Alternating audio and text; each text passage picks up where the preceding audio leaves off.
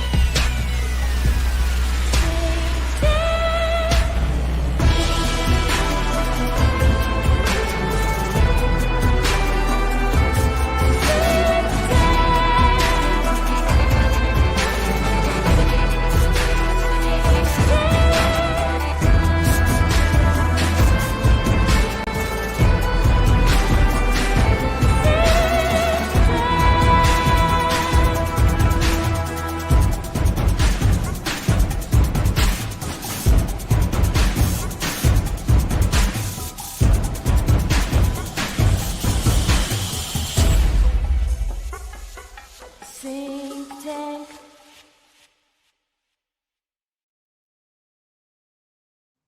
Oh yeah. All right. How's it going, guys? Happy Sunday. So we were talking about Mrs. Doubtfire. Weekend. Right? It is Independence Weekend, so it's crazy because you always get a warning. If you have Canadian friends, it helps because the Canadians will always tell you Happy Canada Day right before it happens, a few days early.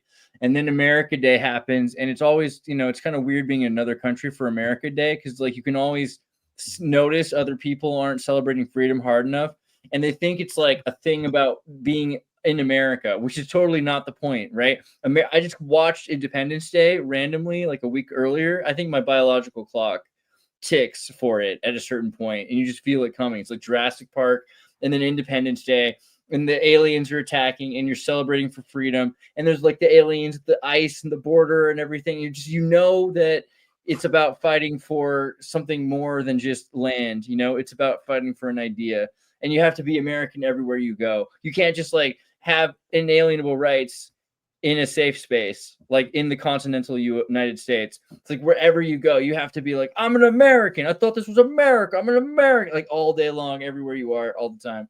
Drink like 6 beers, with a cop.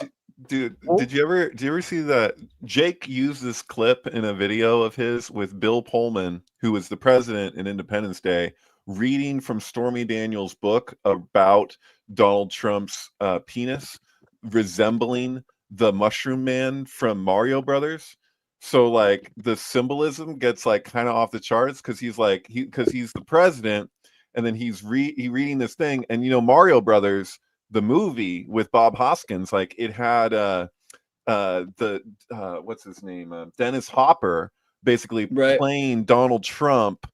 And even like there's this scene where he's like the two towers are like in frame, and he like spins the globe, so it's like the two towers disappearing, and then they actually destroy literally the two towers and put the double K's for King Koopa, which is like 1111, like on the towers. Koopa's tower is the smashed. One of the towers was hit first. Oh, I'm sorry. The whole time I'm watching it, and you just have to look at Ocasio-Cortez drinking adrenochrome. I'm looking at AOC. You know what? I don't think anyone complained. This is her before she hit the wall. So okay, but so yeah, in 1993, which is I always think of 1997 as the best year, but 1993 is pretty good. Well, that was the year that the towers got attacked, right? With the car bomb. And the first towers hit first. You can see it in the whole point of the whole tower being smashed. What was that? Or no, the bombing that happened with the car bombing that they drove into it. Here, let's do that. WTC 1993 attack or bombing. Yeah, I don't know if it's online anymore, but James Corbett had a good mini analysis of the 1993 bombing. That was basically why, like, I couldn't just go with the official narrative, was because the 1993 bombing set it up so well. And every movie I ever saw, you've got like the first patsy, and you think that, like in Silence of the Lambs or something like that, you think that the patsy is the bad guy, but you know that they aren't, and there's someone else secretly that's the real bad guy, and they're just pretending that it's this patsy. Right. And Like 93 was Falling such Down, right? Exactly. Yeah. Falling Down's release date was the day and year of this bombing, if I'm not mistaken. I didn't know that. The Michael Douglas movie? Yeah. Mhm. Get it? Falling Down. Get it? Mm-hmm. All right. I guess. Can anybody hear me? I can. Oh, yes, sir. Yeah, so it's 666 weeks after The Shining came out. That's the World Trade Center bombing in 93, and Falling Down came out, which was itself 333 weeks before Eyes Wide Shut released. So they're all related. 666-333. That tracks. That's pretty good right there. Yeah. I mean, 93. And then in my Purple Rain thing, I go talk about 9/11/93, which was the premiere of Legends of the Hidden Temple. And like the whole first episode is, the whole thing is built around Mayan sacrifice, and it's 8 years before 2001, and the opening shot of the show shows 8 steps. And I mean, I don't know how intentional it is, but it seemed like You can see I was just watching it. You can see this red bar here from the last time. I just was recently I'm the kind of guy who watches Legend of the Hidden Temple, and I was just imagining getting myself the Tasmanian Devil Armatron watch, because that's the thing. If you watch the show, the whole point of it was you get super spazzed out if you don't get molested in some sort of a swampland behind Orlando, and then you're supposed to be calm enough to listen to them. it's impossible for any of those kids. Can you hear me? Am I breaking up? It's a little challenging, but yeah. Oh, and Nicole Wordsmith made it. Hey, girl. Hey, sorry. No, never be sorrowful. We're glad you're here. We were just talking about Legend of the Hidden Temple in 1993, just generally speaking. Do you remember that show? Is that No. It's intent? Sorry, I came in at the wrong moment. I don't have anything to contribute. I've never heard of it.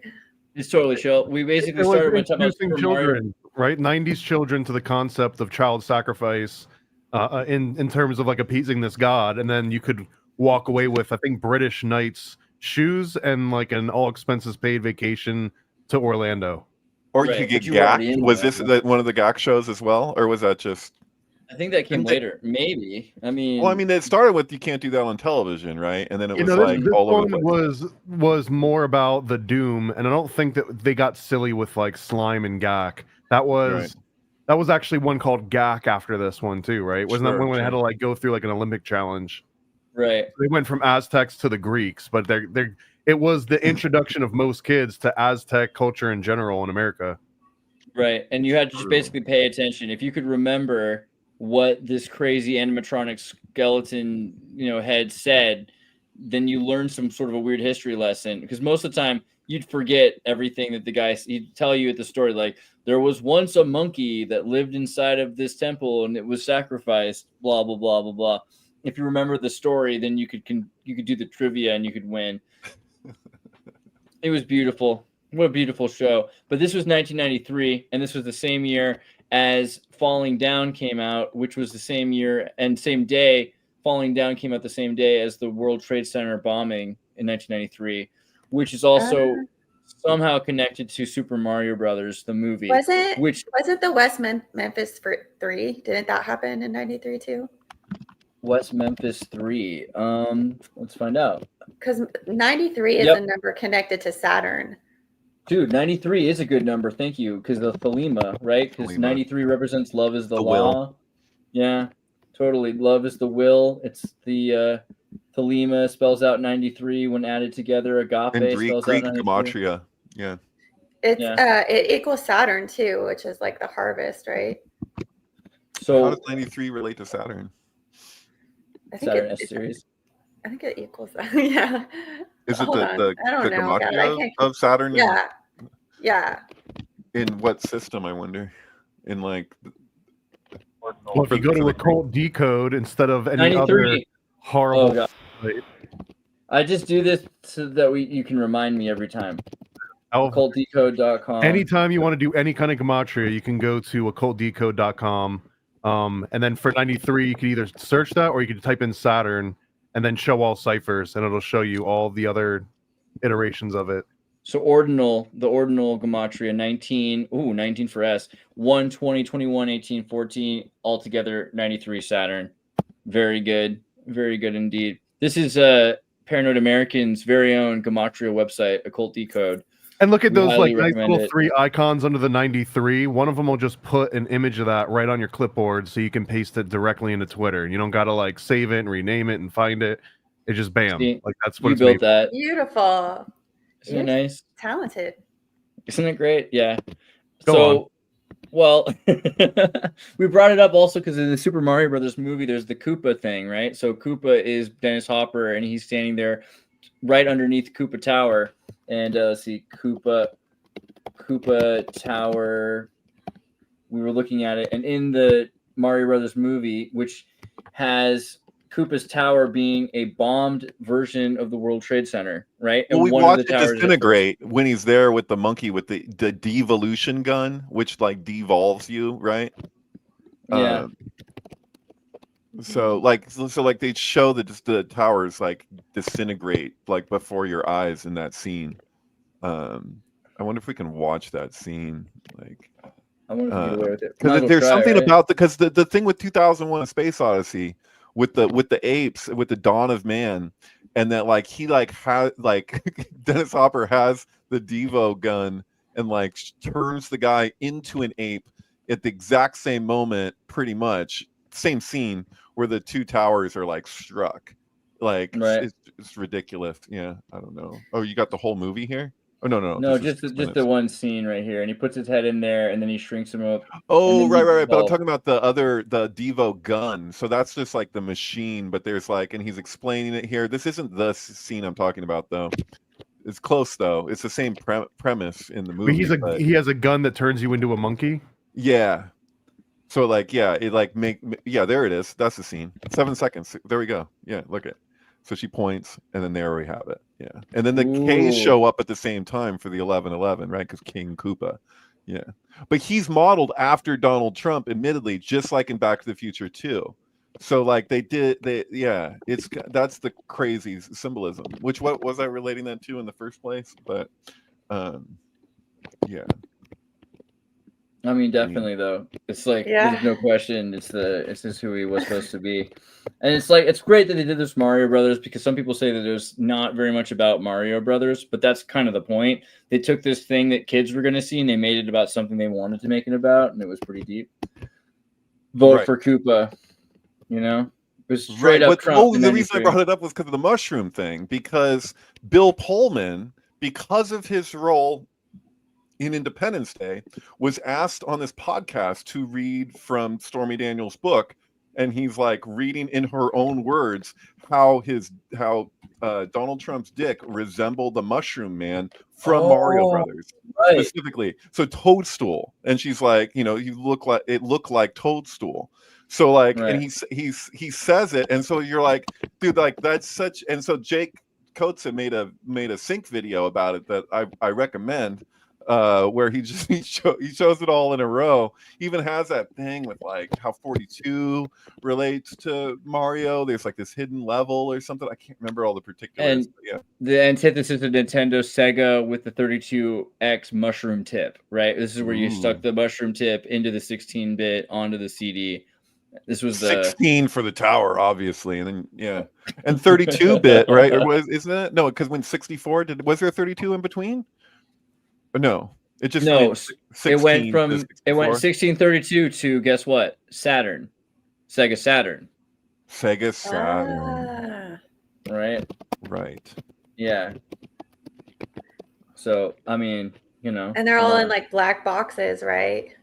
Straight up, yeah. And they were definitely, the marketing was way sexier for the Sega. They went a lot deeper. They're like, hey, this is what these people don't have to be playing video games. They could be out there making love, but no, they've decided to become part of the Matrix at an earlier age. Their whole marketing thing too. Remember, it was Sega does what Nintendo don't. and Ooh. they position themselves in the market as like not your grandma and grandpa's video game console. Like this one's edgier. So a lot of the Saturn sort of marketing would like lean into darker things. Yeah, Genesis. Genesis does what Sega don't. Yeah, Genesis when Nintendo, and the idea of Genesis also, that's kind of a biblical thing from Genesis to Saturn. Was that Joe Montana for a second? I believe there so. was. Yeah, just showed it there. Wow. Oh, that was a game, Joe Montana. Oh man, crazy. I was just talking to Bill about that, or Bill was talking to me about, that. So, I actually, can I use this as a segue? I want to talk about something. So, like, segue to our. So no, the last two Super Bowls, okay, like, oh yeah, Sega segue. The last two Super Bowls were like, how do you say this? Like, they were so representational of the last two elections. So like, it was so like, this is the thing, like so many people like were saying, and also it relates to Taylor Swift. Two Super Bowls where her guy is playing, right? The 2020 election, like the Super Bowl before last, had so many similarities because people could see like how it was rigged specifically. That coin toss that happened, like it was the game was going in one direction, and then everything flipped. They tried to do the same, like they took a dive, like it was like Pulp Fiction, like in the fifth your ass goes down or whatever, like it was really overt, and people were reading into it and symbolisms in a way that I'd like, yeah, people would talk about halftime shows in the past, like where Madonna's like playing the Scarlet Woman on top of the Beast or whatever was happening, but beyond that, it was like there was all this like normies, like people who would normally be normies, who were reading into the Super Bowls with the symbolism, with the 13, with Taylor Swift and all this stuff, like being encoded into it, and they're like tripping out. Like, and I witnessed this. I like talked to the mailman, like outside my work about it, who's like a 49ers fan. And he was just like, man, like, you just go off about, like, I was like, doesn't it look rigged? And he could say the same way that I saw, that a lot of people saw, of how it was influenced the outcome of that game. They couldn't do the same formula twice. They're not, and like, there's not that many things you can do to shift the game. So they really came full force the Super Bowl before last with how they went about rigging that game. And it was formulaic. They tried a little hint at using the same formula this last Super Bowl. They weren't able to. I feel we got a genuine game. And so like, it's weird. It's like, it feels to me like what happened with the last two elections. I didn't used to think this in 2020. Like I went through looking at voter rolls and how everything played out. I don't buy it. I don't think you can have it. And it is funny because they said the same thing about the coin flip. It came down to the coin flip in the Super Bowl before last. That was how it was rigged.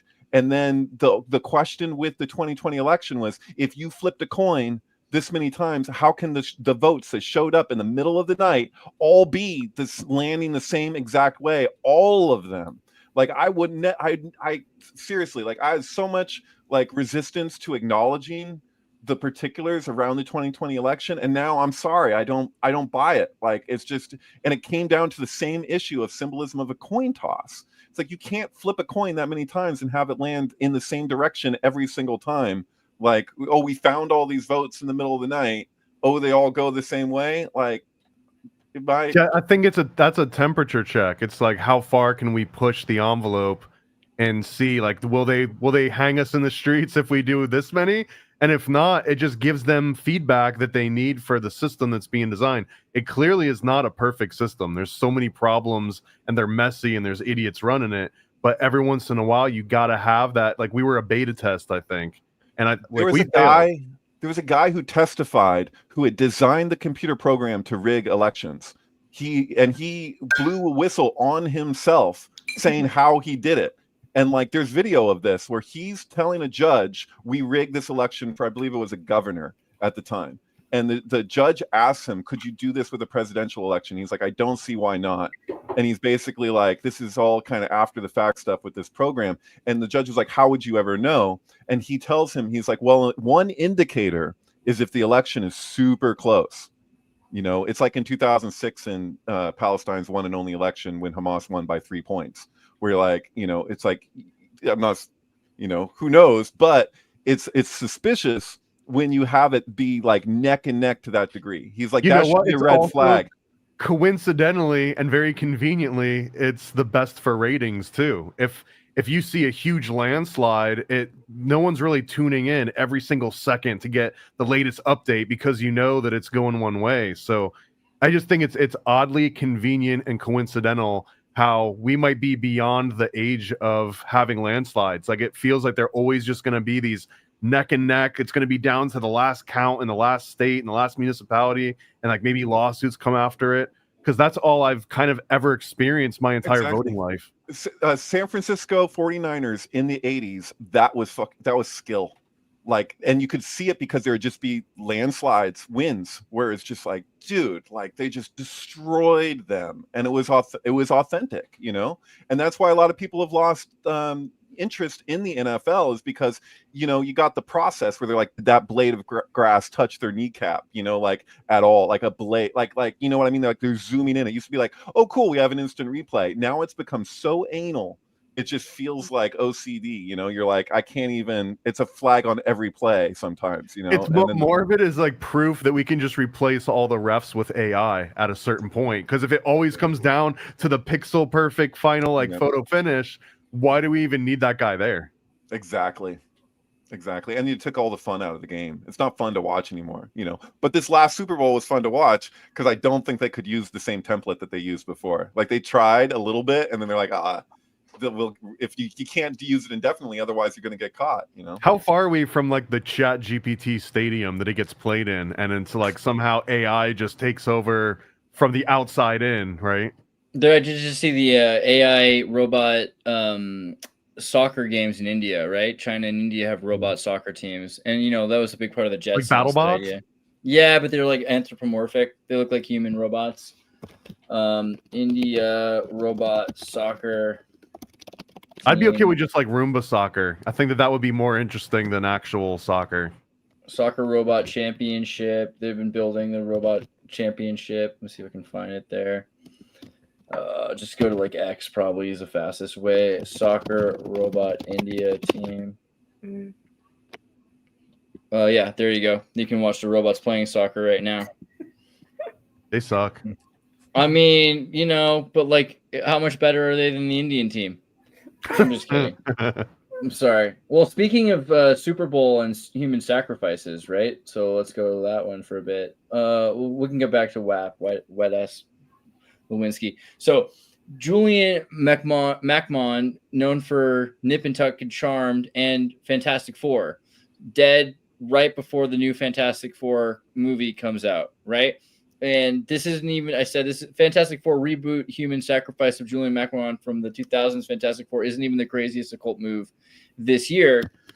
We could think about earlier Shannon Doherty, who was also in Charmed, who died. I forget what the movie that she was in that they're rebooting is, but there was one. Someone can remind me. And the other one was Jonathan Joss in King of the Hill. He died right before the King of the Hill reboot came out. He was murdered like 2 days before they announced the King of the Hill reboot.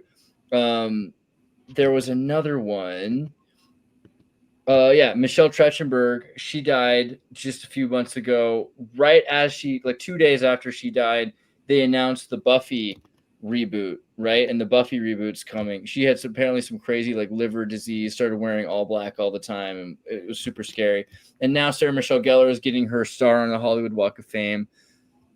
I was wondering what you guys think about this idea of why is it that people have to die so that we can reboot a series? Like, is it really that important to them? Dude, Kill Bill, Anna Nicole Wordsmith just recently had a great series of tweets on what's the guy's name from Reservoir Dogs and Kill Bill. He's in Kill Bill, and then he dies the day that the bill gets signed for the spending bill.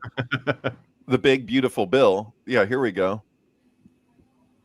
Yeah, I feel like there's like only so much like operating power within this matrix, and so like in order for things to have like there's like some sort of, I think that's what sacrifice might be. I don't know, but talking about other syncs, he was like Reservoir Dogs, and then we had the Sirius portal flooding of the Guadalupe River, and the Guadalupe means wolf, and so I mean that to me feels like a sacrifice too. I This don't know, one's like been cosmic crazy. sacrifice, but like just the fact that it was during the Dog Star portal that it happened, and he was in Reservoir Dogs right before, like the day before, and then and the Guadalupe, that means wolf. I mean, and it was in also Hunt. it was Mystic, right? Wasn't the camp, the Yeah. girls' camp? It was called What's his Mystic famous Camp. line? What's his famous line in Reservoir Dogs? Are you gonna bark all day, little doggy, or are you gonna bite? And this guy, I've been following the Syncs in this guy's career like the whole time. Like, if you got Renegade, where Mobius did like the best visual representation like of any drug I've ever seen in a movie, like even Fear and Loathing. Like, he basically conveyed the ayahuasca experience better than it's ever been done on film with this guy. Blueberry Renegade. I don't know if you guys have ever seen that. It's familiar. like it's just extreme visuals. Yeah. So Species, in the beginning of Species too. So there's a sync actually with like Debbie Harry's album.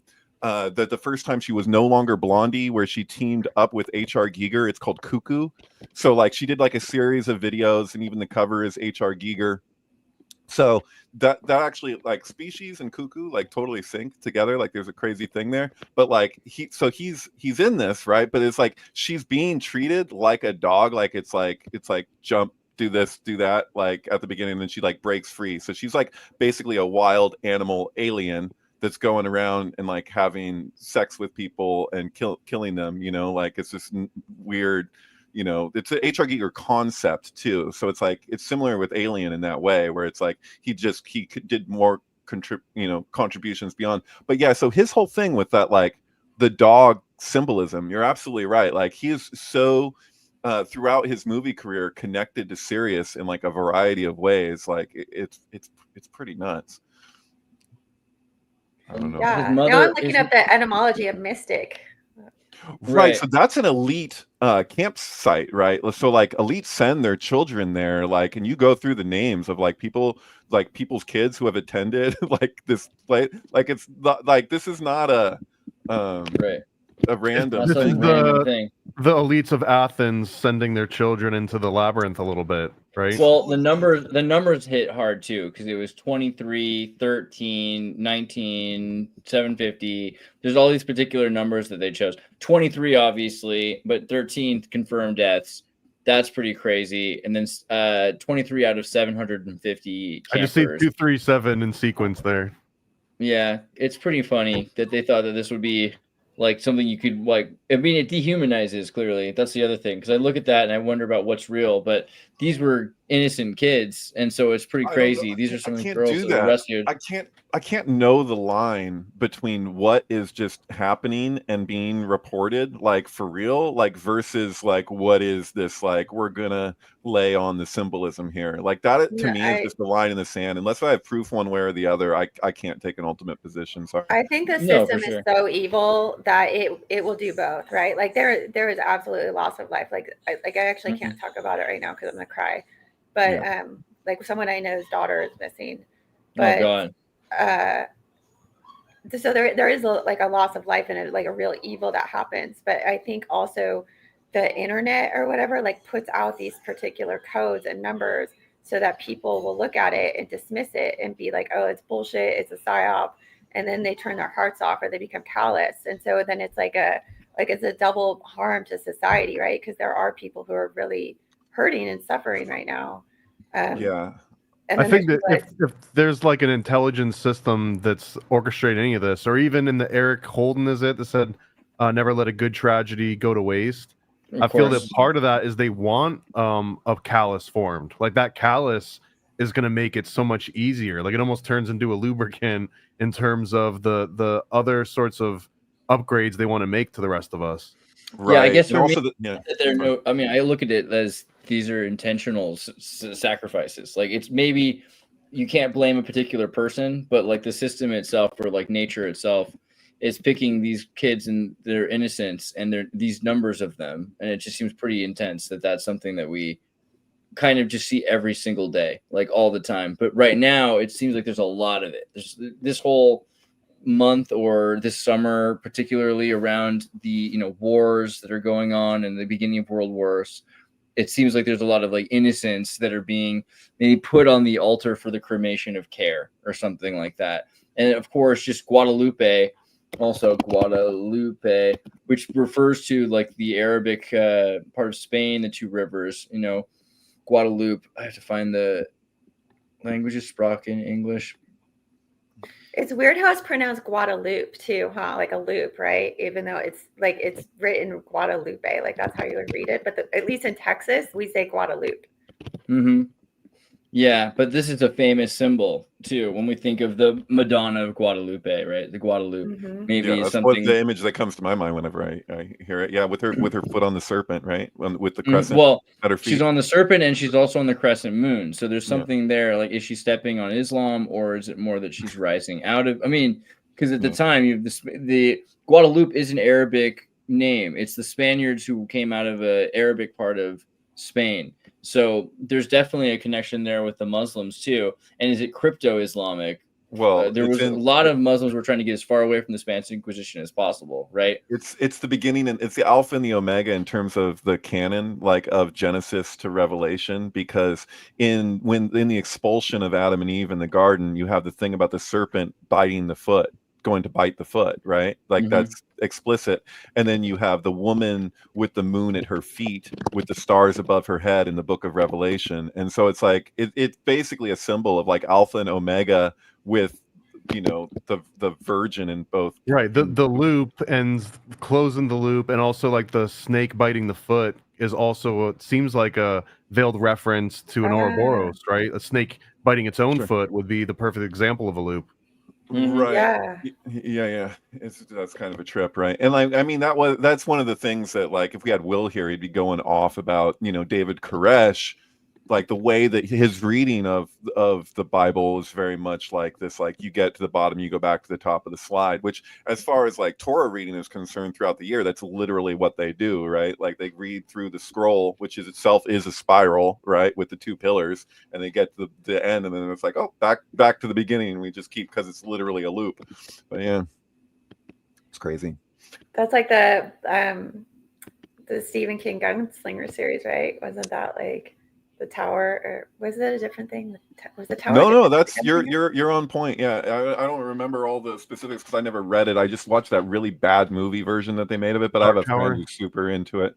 Like I remember it. Like it took me for like years because my coworker was reading the books, and so she would give me them when she was done, and I'd be like, "Oh man, like here we go, another book. Like when is this shit ever gonna end?"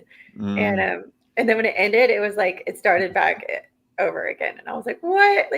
Like 3 years of my life, or however much that I'd spent reading those books, and it just like ended where it began. Dude, Mythocast says Koresh me down. We need a Waco meetup. I'm just throwing that out there. Are you going to Waco? One day. Oh, okay. Yeah, I'll definitely meet you there when you go. Will Morgan, though, he's always about Waco. Does he live near there still, or what's the deal? Because I know he's in like Boulder, Colorado, or something. Yeah. Okay.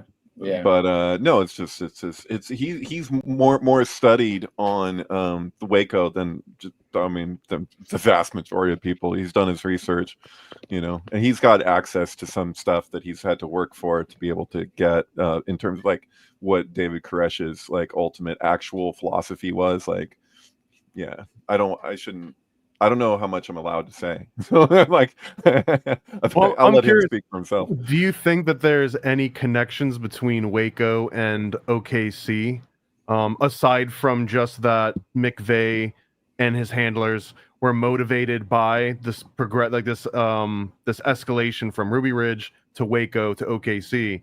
But do you think that there's like a metaphysical or like a spiritual connection between those two at all, or is it all political? That's a good question. I don't know. I mean, it happened on the same day, right? Wasn't it like the 4/19 was the date of both? Patriot Day. Yeah, Patriot Day. Yeah. Which I think was intentionally done because it was.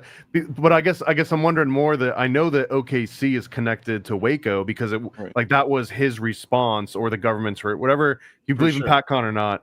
But was like Waco connected to OKC? Like, were there any forward-facing tentacle. It's like Hinckley citing Catcher in the Rye as his inspiration when that's because of Mark David Chapman. It's not like just a coincidence. You know what I mean? So they're relating to things in a symbolic way. I mean, completely. Like David Koresh was literally like he had the Bible memorized, like for real. Like he memorized the Bible. Like it's insane. Like nobody does that. You know what I mean? Like it's too much. I'd like to be like, oh, what denomination? Oh, that's not mine. Right. That's cool and all, but too bad you memorized the wrong one. Right. Well, taking it back to the 93, didn't they have like a 903 reflection pool or something that I feel like there was connections to 93 with the Oklahoma stuff. You mean after the fact, like some kind of like ceremonial, like symbolic? Yeah, they had like a 903 reflection pool. I don't know, right? That's like Oculus, though, right? Like, and they built like they said it was like supposed to be like a bird of peace, and you can kind of see like its bird shape. It's basically the sigil of the OTO, where you have the white dove and the chalice in a Vesica Piscis. So it's like clear. It's called Oculus. If you look at the guy's artwork who designed it, it's like all of it is eye related. It opens only once a year from the exact point on 9/11, from the exact point at which the first plane struck the first tower to when the second tower fell, which I believe is 142 minutes. So they open up this eye, which is the entrance to the subway system there at Ground Zero, right? So like they open up an eye, which is also a dove of peace. It's like literally like the OTO sigil on 9/11 at Ground Zero, like opens up for the specific symbolic duration of time. It's the same length as like the Wizard of Oz, isn't it? Or maybe that's an hour and 42 minutes and not 142 minutes, but it's like it carries that 142 resonance which is also 2001: A Space Odyssey, same length as the Wizard of Oz, right? So it's like it does this thing and then it like closes back up. It's like they opened up the eye dove portal. Like it's so freaking weird. Oh my god! Well, the cell tower was hit at 903. Yeah, that's what you're fishing for. Is that the Oklahoma City has a memorial, and it's called the 903 Memorial because that's when it exploded, 903. So there, I guess you do have a 93 connection between the two. Well, there's the 846 was the time in which the plane hit the first tower, right? So it's like there's like a movie. Is that the right time? I believe so. There's a movie called 846. Can you have control, Thomas? Can you look that up? So I barely have control. The first result is 846 is also the amount of time that George Floyd was. That's right. Yeah. So you'll literally see shirts that are like never forget 846 for the amount of time that the knee was symbolically. It wasn't on his neck for that length of time. That's not true. But they used it symbolically as they're like, this long his knee was on his neck for symbolic reasons. It's the same time in which the freaking plane hit. It's like, is that just right, like that was flight 11 hit at 8:46 a.m., which had 33 passengers on board, and it struck the 93rd floor. Right. Then Wow. yeah, flight 93, 93rd floor. Some we have in the comments, who was George Floyd? I already forgot. Never forget. That was what was said. They literally had shirts and stuff that said 846, never forget, with an image of the two towers. And then they went ahead and had 846, never forget for George Floyd. Like, what the hell is that about? I'd actually, this is new to me. Maybe it's come up before, but 9:03 a.m. is when the other plane hit the South Tower. So that's wild that the explosion on Oklahoma City happened at 9:03 and the second plane hit at 9:03 and flight 93 and it hit the 93rd floor. I don't know. It's kind of making me a little schizo right now. The gematria of the Greek word for will that's in that is thelema. That is the word thelema. Like, that's just crazy. Both locations have a reflection pool too, which I feel like is significant. Like what is this reflection pool? Like, I feel like it's telling us to look at ourselves on some cosmic level, like to all kind of look at the terrorists in the ME, like the Middle East. Well, it's also to do with the hemispheres, which is what the two towers represented in the first place. So you have Jachin and Boaz established in strength. The left pillar points back at the right because it's literally in strength and it was established there. So it's like it's telling you that the two pillars are one pillar. It has to do with our projection of duality on top of polarity. I was just talking with Bill about this. It's Aristotle's influence on the Rambam, where like Kabbalah changed, okay, in a fundamental way with the Rambam. From like, so Aristotle had this conception of duality that he that later rabbis projected into Kabbalah that did not exist before. So if you read traditional Kabbalistic texts like the Sefer Yetzirah or the Zohar or anything like that, it doesn't have this dualistic thing. As we have the tree of life represented, like the symbolism, if you see that like represented as a drawing, like that is nowhere in the Zohar or the Sefer Yetzirah. It didn't show up until the Middle Ages. And so like, and that conception of like these two pillars as such, like, yes, it's related to Solomon's temple, but the temple was instructed not to be built by Hashem, but they built it anyway. So there's this issue that's fundamental about this with duality, because the left is a reflection of the right, but there really is only one thing, and it's literally twisting. So like they say traditionally that Keter, the crown of the Kabbalistic tree, has two right sides, and you're like, how could that be? Well, it's like nodes of a branch that literally are twisting. It's why for Jewish people and Jewish mystics, it's all about that spiral. Like it's your crown. Like if you shave your head and you look at the way that your scalp like twists that form, like it's literally like that the two sides are really just one continuous thing. It's a continuum, right? So like what you see in the world with like all of this like, you know, cultural insanity with like, you know, the trans stuff and whatever, like all of this is like basically like looking at the external world and what it is that we're replicating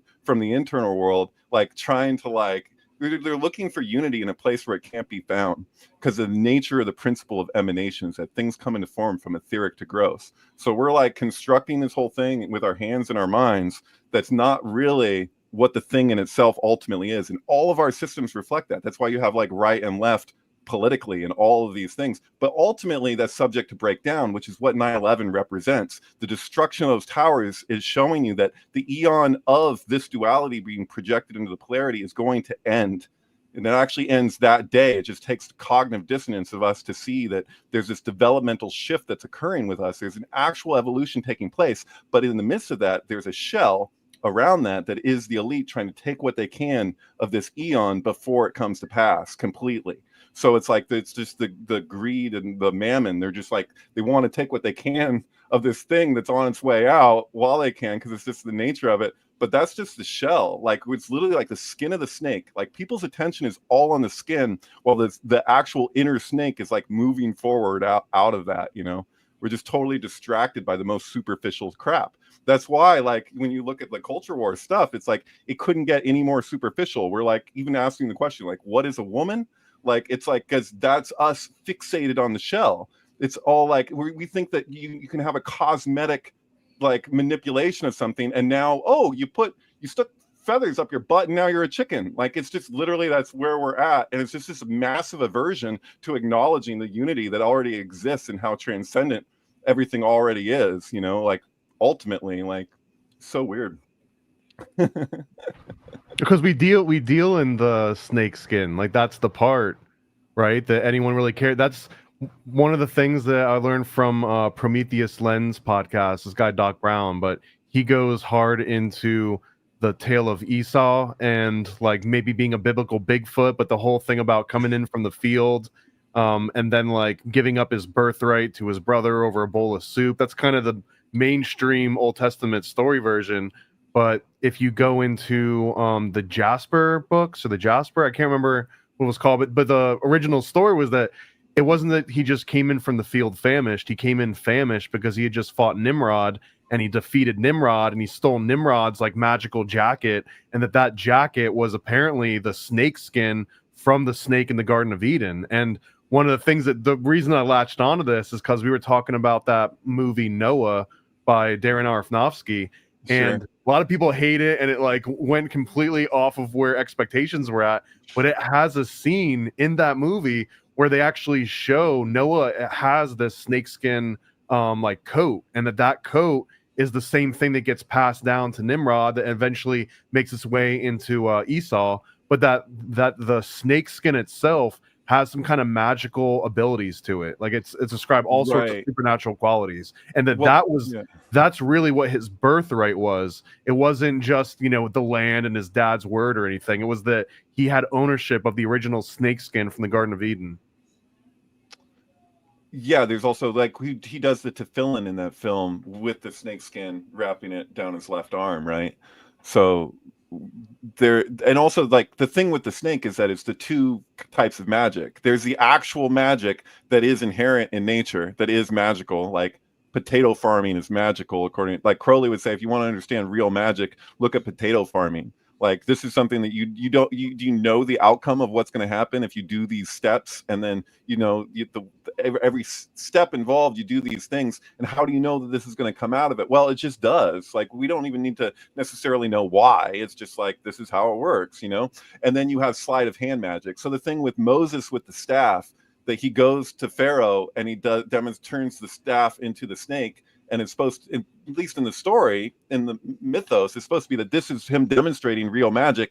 But then the guys working with the Pharaoh, they're like, he has his own magicians. They're like, oh, we can do that. But their magic is sleight of hand, is at least the idea, is that you're like, so the issue is that real magic coming up against the fake magic, which is really like kind of the same thing as what I'm talking about like 9/11. It's like you have this shift that's actually occurring, that is an evolutionary thing that's taking place with humanity, and then you have this like surrounding shell that's going to like imitate that. It's like contorting itself to like be like as though it were that thing. That's idolatry. Idolatry is like mimicking the thing that's actually sacred, right? So it's like that's not really the thing. And then there's like, that's why the emphasis, the tradition, is to reserve one's awe, because if you fall short, if you like you're in awe of the thing that's the replication, you're not going to actually ever, you know what I mean, like nothing's ever going to come of it on that level. You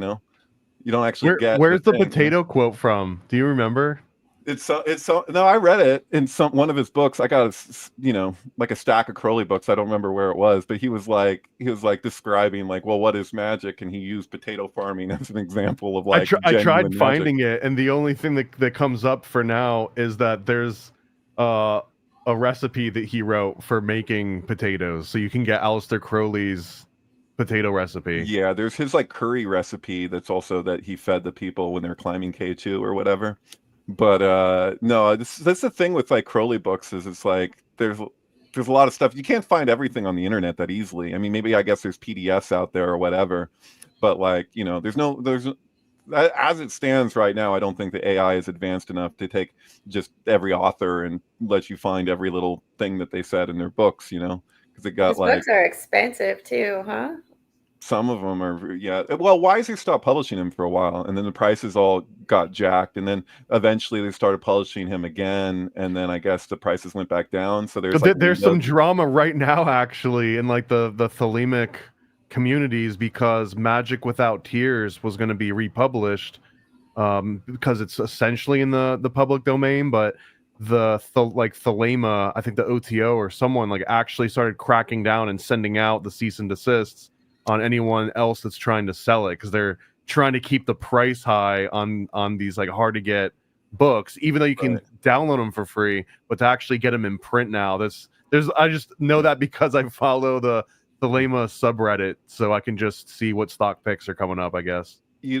Danny Carey, the drummer for Tool, his original website, like his old, I don't know what it is now, but his old website used to just be him showing off his first editions of Crowley books. So like that was like the entire website was just like him explaining the significance of this book and this book. You go to different pages and it's just like his Crowley collection. It was like, oh wow, he collects first editions of Crowley. I guess that's what his whole thing is, would be the sense that you'd get from looking at his old website. But it's crazy. If you go to someone's house and they've just got first edition Crowleys, do you spend the night, or is that like a red flag? Right. Well, he literally had like the sigils like in his drum set, like in every part, and related to that, he was like, evoking these different Gotia entities as he was playing. It's pretty nuts. But yeah, I don't know. Like it's weird. Like I feel weird for investing so much in Crowley books for so many years, because I really am attached to them, and I don't want to like give them up. So it sucks because the things that I invest in that are worth the most are things I don't want to sell. You know, I couldn't bring myself to sell like Crowley books at least anytime soon. You know, Here, Andreas I is can't bring cherry myself picking to some read stuff them. here. really, he's so funny. Crowley's funny, man.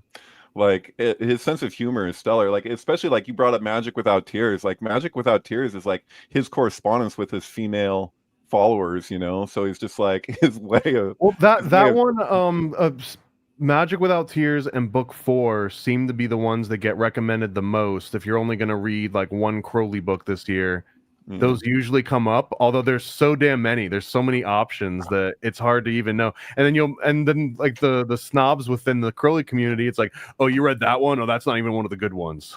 Mhm. Of course, but the people in the Crowley community tend to have a, you know, on the outskirts at least, there tends to be like a meth problem and all kinds of crap because they're just like their interpretation of do without will. It's like they're just like, yeah, you know, they're just like there's a lot of speed freaks in the OTO.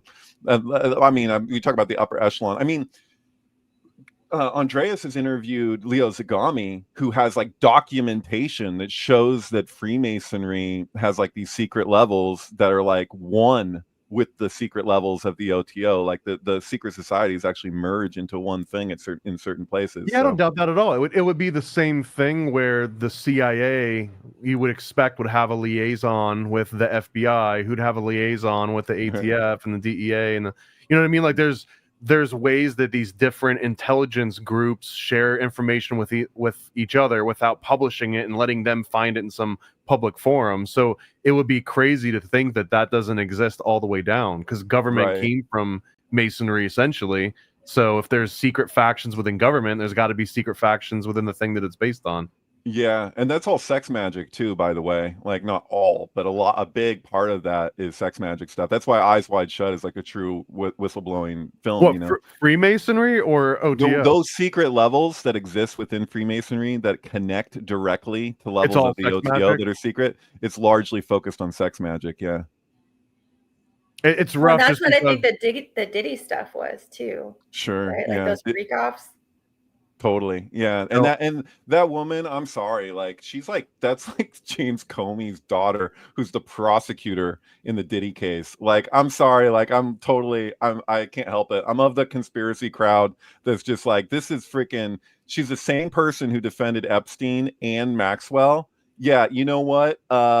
This is like a subvert, like they did, it's the same crap you saw with Polanski and Manson alike, oddly enough, where you have these like these sham trials that the people who are like defending them and the people that are prosecuting them are like totally in cahoots because they got this larger agenda. They must be getting paid from other sources. It probably goes beyond money too. It's just their own ideology, you know. It's like this was not a real trial, you know. Like there's who's that coroner? There's like a coroner that is like notorious for doing all the top like scandal deaths, and it's like, oh, I think it's Beta or something, but like he's known for being like the celebrity coroner, and I feel like it's like another sham. Like he just kind of writes it off like, oh yeah, that person died. Totally. It's like with versus of COVID coroners. You're like, okay, whatever. You know? Michael Baden. Is that the guy? That's the coroner in question with the yeah. Let me see who he's like. Because I just remember like, what? Like that guy's the coroner for this person again? Or oh wow, he was even part of the JFK assassination. Oh wait, was that so? I remember a coroner, not was it a forensic pathologist who like who was like the main guy for the John F. Kennedy assassination, who was like he had never done a gunshot wound before, like, and they put him in charge of this thing, and he was interviewed shortly after, and he was describing the wax that was on his face, that every time he would try and like look closer at it, he had like people like pushing him aside, like as he was trying to do his job, that were like, oh no, you can't, you know. He was like, there's so many weird things there. Like he was like, he couldn't understand why they even put him in charge of this. Is this the same guy? Like, I'd have to look into this. Because like there's somebody. So he's the same guy that did Jeffrey Epstein, George Floyd, Eric Garner. I'm trying to see who else. I don't know who But else. was He he was in also charge of the death- John F. Kennedy thing, or he was just involved? Well, they it looks like he got famous through the JFK assassination, and then he gets hired to be a second or third, look into something as like a consultant, where they'll bring him on. And now, like, did you even really have a celebrity death unless you got Michael Baden to come and do like an autopsy on you? I think it's like a status symbol. Right. Well, I mean, I'm of the strong opinion that when we look at the images of John F. Kennedy's autopsy, that we're actually looking at Officer Tibbet, and that his face was changed out with Kennedy's. Like, that's really that's face off, right? So, like, and the arguments for that are extensive. Like, they're not. There's a Zapruder film where he gets shot. It's not the same wound that we see in the autopsy. It's just not. Right. It's like the front of his face get blown apart. Have you seen JFK Revisited, which is the Oliver Stone documentary about? I haven't. Have you? Is it good? Yeah, watch it? I've seen it recently, and it's pretty interesting because what it does is clearly he came out with JFK, and that brought it back into the public sphere, and then people were reinvigorated to look into it again for the next 3 decades, essentially. So all these conspiracy documentaries come out making all these assertions about the magic bullet and JB Tibbets and all this, but a lot of them are internet conspiracy videos. So it seems like Oliver Stone went and watched all those, and he's like, here's my version going into all those with all the different facts. And one of the things that he does really well in this is he can show you the sequence of events of like the most wild, like it's very hard to just read it through all the research, but to show a visual timeline and to like explain the breaks in logic. For example, he shows how the magic bullet theory came out first before they had the body for like forensic detail, and before they had all these different entry and exit wounds. So they kind of started with the magic bullet theory first, but that was with this one bullet that was like bouncing around. But then they found like the other bullet that was lodged in the wrist, and that other shot would have completely eliminated the magic bullet theory, because the magic bullet theory, the entire point was to make sure that the bullet could only have come from one place, where Lee Harvey Oswald was at, because that was the entire story, was based on him being the patsy. And that if you showed any other shots that happened outside of a few seconds, especially ones that came from different angles, then that kicks the Lee Harvey Oswald theory completely out of the system. So he becomes this patsy, but it shows how not only does that magic bullet theory start before all this other information started coming out, and they had to just like keep pushing it, but they also show that the bullet that was found like on a stretcher by an actual janitor is like walking down the hall, and he's like, oh, what's that? And he picks it up, and it's the bullet that supposedly came out of JFK. They said that when they were doing chest compressions on the body, it just pushed the bullet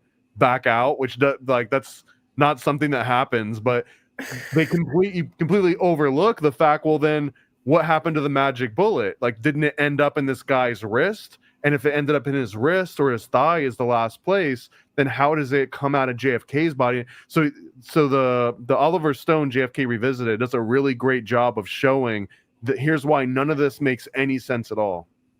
Did he, in that documentary, go into any of the like primary claims of everything as a rich man's trick, like JFK to 9/11? No, there's no king kill ritual whatsoever. It's very pragmatic stuff. And like when the JD Tibbets comes up, he just mentions that JD Tibbets was even called JFK by his friends because he had such a striking resemblance to him, so that he was killed specifically so they would have a backup body to then reconstruct the actual entry and exit. He says that's what is said in JFK to 9/11.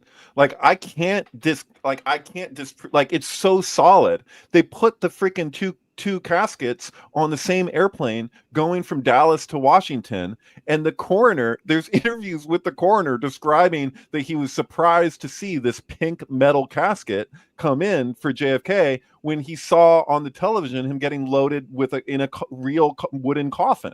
So he was like, they had him in a coffin being loaded onto the plane, and then he gets this pink thing, and then you see Tibbet was loaded into a pink metal container.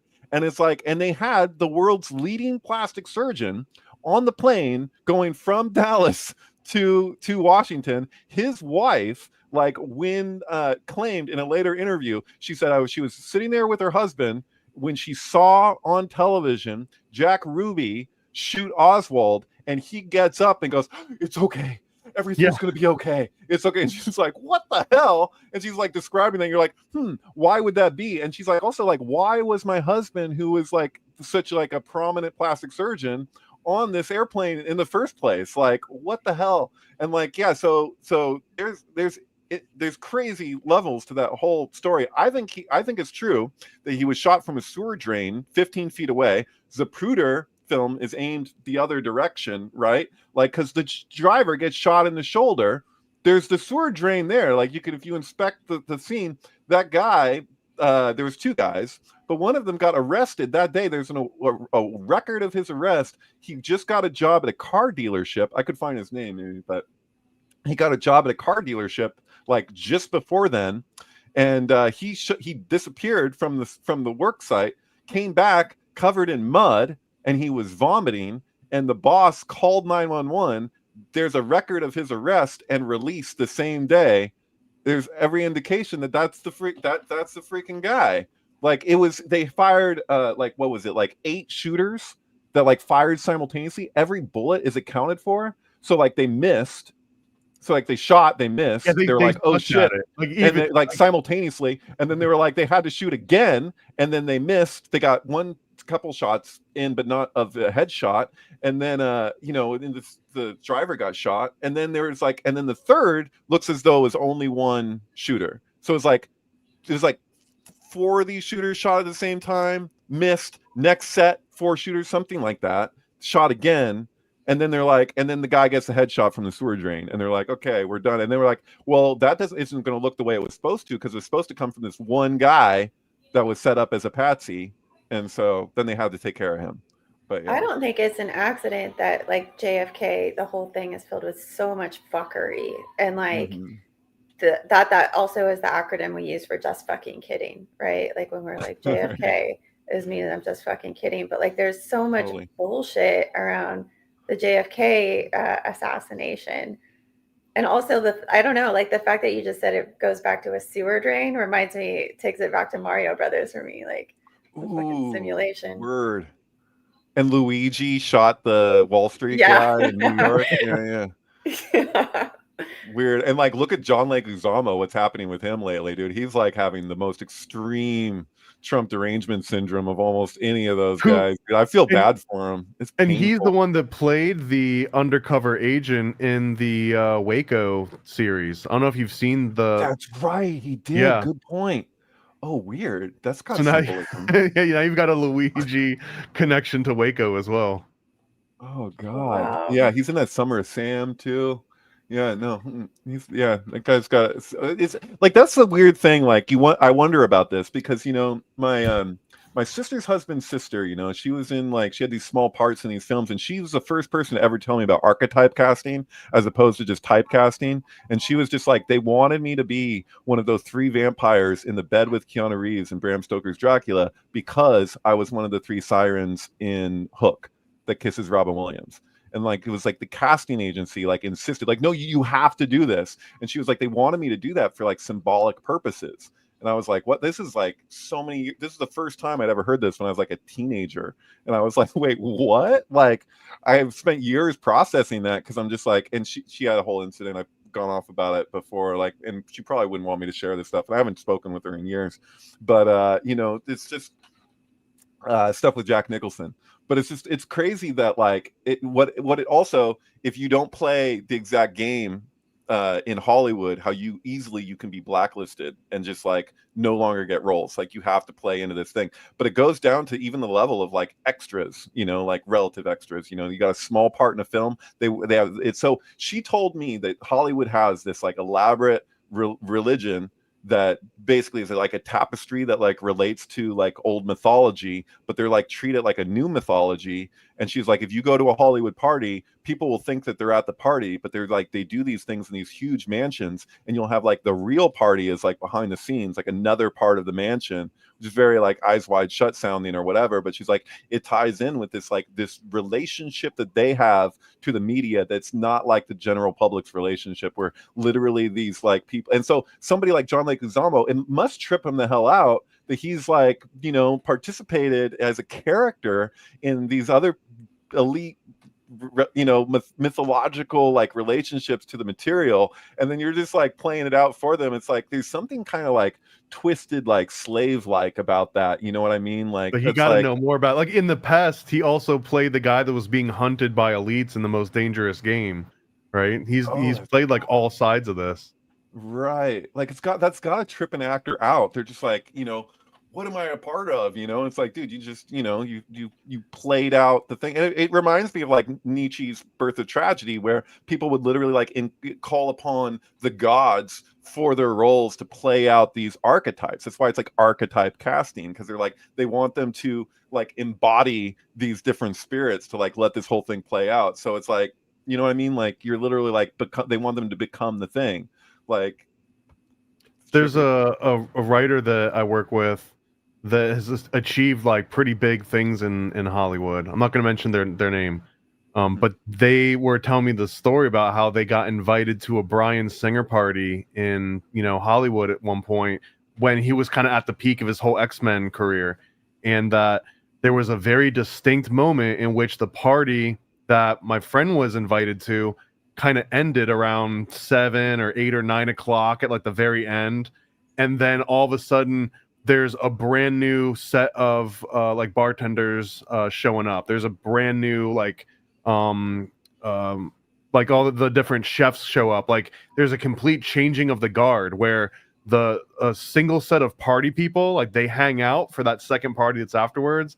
But it was a complete transition, so that you knew that if you weren't part of the second party, like now is the time for you to leave, and that you're not invited for this next, like round of it. And that one would start at like 11 or 12, but that every single party that he threw, it always started like that, and it always started with like the young kids that he was putting into movies or hanging out in his pool.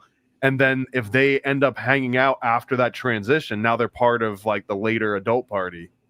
Right, but people are getting drugged too, and they're getting blackmailed after they get drugged on whatever it is that they film them doing or have evidence of them doing that they may not normally ever do. There's people who go along with these things willingly, and that's a certain type. And then there's also people who are basically like, you know, directed in these weird ways. So that was the thing. Like, as soon as the actual like allegations for Diddy came out beyond the original filing, because the original filing included blackmail, and then it was like the actual charges had no mention of blackmail. And I knew that the whole thing was going to be a sham from that point forward, ultimately, because just like Epstein, same freaking prosecutor in both cases. So you're like, and so Diddy the prosecution isn't going to talk about blackmail. What's that? Oh, I said Diddy is a black male. That's true.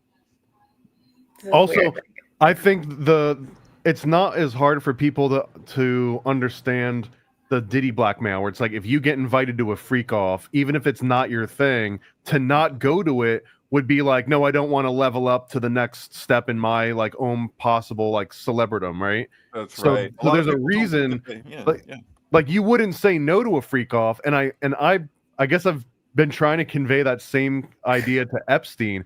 Epstein wasn't like, you're going to be a big star now, but it's like you want to be blackmailed by Epstein, because the next time that you're at a business meeting and someone's like, man, this, you know, Epstein guy's got blackmail on me, and someone else is like, you too, oh man. And it's like, now you both know that you're on like this extra level, and you've got a guy in the corner that's like, well, Epstein doesn't have any blackmail on me. How do I get, you know, Epstein to have blackmail on me? Because I need to get up to that next level. Diddy is like the obvious example, because the culture he represents are just people like how much of a celebrity can you act like how vain can you be? But Epstein, it wasn't about outward facing. It was like you were inside of these small little pockets of industry, but you still had this connection with like these rich and powerful people through the blackmail itself. Right. Yeah. So you remember Cassavetes and Rosemary's Baby, the way that because it's one of the very first lines of the movie. It's actually where you're supposed to start the White Album. But basically, the guy, they're walking along. They're first, before they go into the apartment, before they go up the elevator, and the guy asks him about, what he does for a living, and he's an actor, and he goes, "Oh, an actor," and then he's like, "Have you been in anything or whatever?" And she goes, "What is it?" He says, "Oh, well, I was in." He names some movies or plays or whatever, and then I think Mia jumps in and she goes, "No, he's in commercials." And then the guy responds with, "Oh, commercials. Oh, that's where the money is, isn't it?" And so like that sets up the whole thing for what the movie is, because he wants to make it in the movie industry. He's showing up into this place in New York. It's a fancy place, right? But like that's his motivation, because you're like, why would Sinatra, basically, right? This is Frank Sinatra, as I understand. Totally.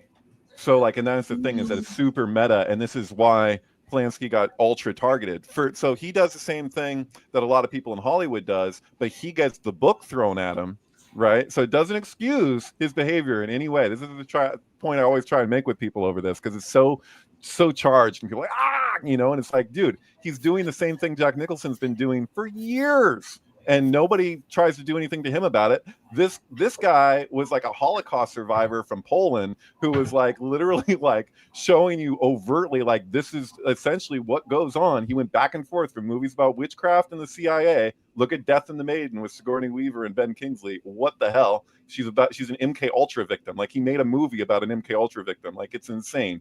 But like, I'm just saying, like, where she's picking up that there's this conspiracy happening. It turns out all to be true, and it's about why does her husband do what he does with the neighbors, like, who happen to have like his last name in real life, just arranged slightly different, Cassavetes, but Roman is then it's Polanski's name encoded, but it's like this whole thing is like, this is the kind of stuff that goes on. We're not having the devil's baby, it's symbolic, but it's saying people will do anything for their careers, and then it's held against them for the rest of their life. Like, this is, you get invited to the party, you go to the party because you want to make it. A lot of people don't think they can make it in Hollywood without Scientology, so they'll like go into that and then regret it for the rest of their life.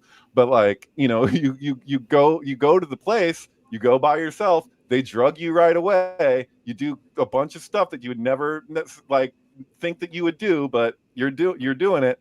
Afterwards, you might not even remember it, like Rosemary. It's like, was that a dream? Like, what the hell happened last night? What are these scratches? And then later on you get, who knows, a letter, a video, anything sent to you that's like, basically, we got you now. You don't rock the boat. Or when we give you instruction to take a specific position, that's the position you're going to take, or else. And they'll also threaten their family. They'll threaten their anything that we're, like, of course that goes on. And of course, any little bit of that we're going to see is invariably going to be the tip of the iceberg. Yeah, I think it's a little weird that James Comey's daughter is the prosecutor for these big cases that are connected to this stuff. Anna Nicole Wordsmith's post up here too about how he's basically gets off, not that way, just like legally he got off, and the connections Charles Manson in here and Aleister Crowley. But I also think that this is the message of, hey, politicians that have gotten wrapped up in this, are you a politician and you've been to a freak off? Are you concerned about like what the fallout might be? Here's an early preview of like, don't worry, you're good if you're in here, because your blackmail is still valuable to us. We can't just let your blackmail go out on the open market and shake things up until we've had a chance to sit down and calculate how much exactly is that tape of you doing that thing to that person. And until they go through and they check all the records, then they want to make sure that everyone knows that they're safe, because this seems like it's big enough of an operation. I mean, there's probably plenty of Diddy's out there, but there's a finite amount, right? There's not an infinite number of Diddy's and Marina Abramovics and whatever else you want to throw into this kind of pool. And I think that Diddy and Marina Abramovic are related in the same way that David, you've mentioned that Marina Abramovic kind of represents a way for these rich elites to feel like they're fancy and in the art world and like, oh, look at me, I'm dabbling in creativity, right? It's the same way that a politician might go to a freak off. It's like, I'm a rock star, because they, even if they have more power politically and financially, they don't have that same sort of like charismatic power that they imagine celebrities to have, and this is their way to like get a little taste of that. The same way that Marina Abramovic is like, "Hey Rothschild, get over here. Let's take a picture in front of this painting." Right. Isn't this is a great photo op, you know? And he's totally. I have a very unpopular view with her, and it's partly to do with that. I read her autobiography, which is great, by the way, and I went to her exhibit in Stockholm. And you walk in there, it's like the front of it is just all car crash stuff. So she had trauma from a car crash event. So it's just all these depictions that she's painted of car crashes. So you're like this room just filled with car crashes. You go beyond that, it's just like this big open space. There was like a propaganda vehicle, right? So it's a vehicle with loudspeakers on it, and it explains that this was a vehicle that back in the day in World War II era, they would drive this vehicle down the street and blast propaganda out of it. This is obviously the days before the internet and television as it was, and that was they do any means that they could to do this kind of thing, you know. And you go through the space, there's but like a giant pile of cow bones, and then they're playing on a loop a video of her explaining this like Russian experiment where they would find the alpha rat of a large group of rats, where they have all these rats murder each other, and the one that ends up on top at the end is like the alpha rat or whatever. And then you go into another room, and then she's got like all these children singing like a satirical like effed up version of like a UN anthem. So she's basically just like calling the UN satanic, like overtly, and she's like got her face turned the other way, and she's wearing like a skeleton outfit while she's directing the children to sing this song. So creepy, so freaking weird. But I am convinced after everything that I've seen that she is straight up trolling the elite in a major way. Like, yeah, exactly, the Rothschild thing, like stand next to me next to a painting of Lucifer, and just for this photo op, oh, can you stick a live fish up your vagina? Like, this is just like, who's gonna do it? Like, it's just like this, like just extreme exposing of these people's inclinations, right? So it's like she's like we like kind of like bring and making it into this, like you just said, Thomas, like, you know, it's almost like the Basquiat thing where it's like people see Ellen or Jay-Z wearing the sweater with the Basquiat thing. Oh, they bought the Basquiat. Like, they want a part of that. There's something very vampiric about it. It's like they want the voice of the gutter and the this other place to be like, they want some part of that. Kind of reminds me of like Titanic, like Kate Winslet's interest in Leonardo DiCaprio. Like, there's something kind of vampiric about it, of like the rich wanting something that the poor have, but they can't really have it because they're in this other. It's like no one's actually happy. Like, it's like you think if you get all these things that you'll be, you know, now you'll be satisfied, but you can't. Even the Rolling Stones can't get no satisfaction, you know. Like, I don't know. It's crazy. But yeah, I think she's a troll. I think she's like a next level troll. And if you look at what she said about Donald Trump, that she was just like, you know, she's talking about these shamans that she encountered that were describing the way that Donald Trump is just like a high level magician. Like, he's like this kind of archetypal fool who's like teaching everybody in their reactions to him of whatever their shadow stuff that they don't want to look at is, that it's like he's serving this other kind of paradoxical function. And it's like, I mean, she seems to have intelligence in a different kind of way, that it's kind of reminds me of a mix between Alejandro Jodorowsky and like Yoko Ono at the same time. You know, if you look at their early performance art stuff, you know, it's like a lot of heavy duty reflection. But yeah, this is the article called "The Wizard of Trump: Humanity's Great Awakening is Finally Happening," and it says Marina Abramovic was visiting the shamans in Finnish Lapland in 2016. When one of them explained to her the purpose of the Trump presidency. They got together in ritual seclusion, eating very little, choosing long strength of solitude, dreaming dreams, and then it happened. They all dreamed the same dream. Abramovic referred to it as collective dreaming. The best thing happening on the planet right now is Donald Trump, the shaman confessed. I don't know if this is a joke or if this is an actual... She's dead serious. Okay. How is this possible? Because he's so irrational, he's so crazy that he'll actually be used to create the awakening. We've had another guy, and everything is similar. And with Trump, global consciousness will finally wake up. He's so different than anything else. He's the magician who's waking us up. So there it is. Marina Abramovic went there. She called Donald Trump a magician. Mm-hmm. Well, and Donald Trump embodies a lot of that magician card. Like Mercury, I think, rules the magician card. Is that right, David? Yeah. so like with the 8 that's over the magician's head, like Donald Trump has a lot of like a Mercury archetype, and he's kind of a psychopomp that leads the souls of the dead to the afterlife, right?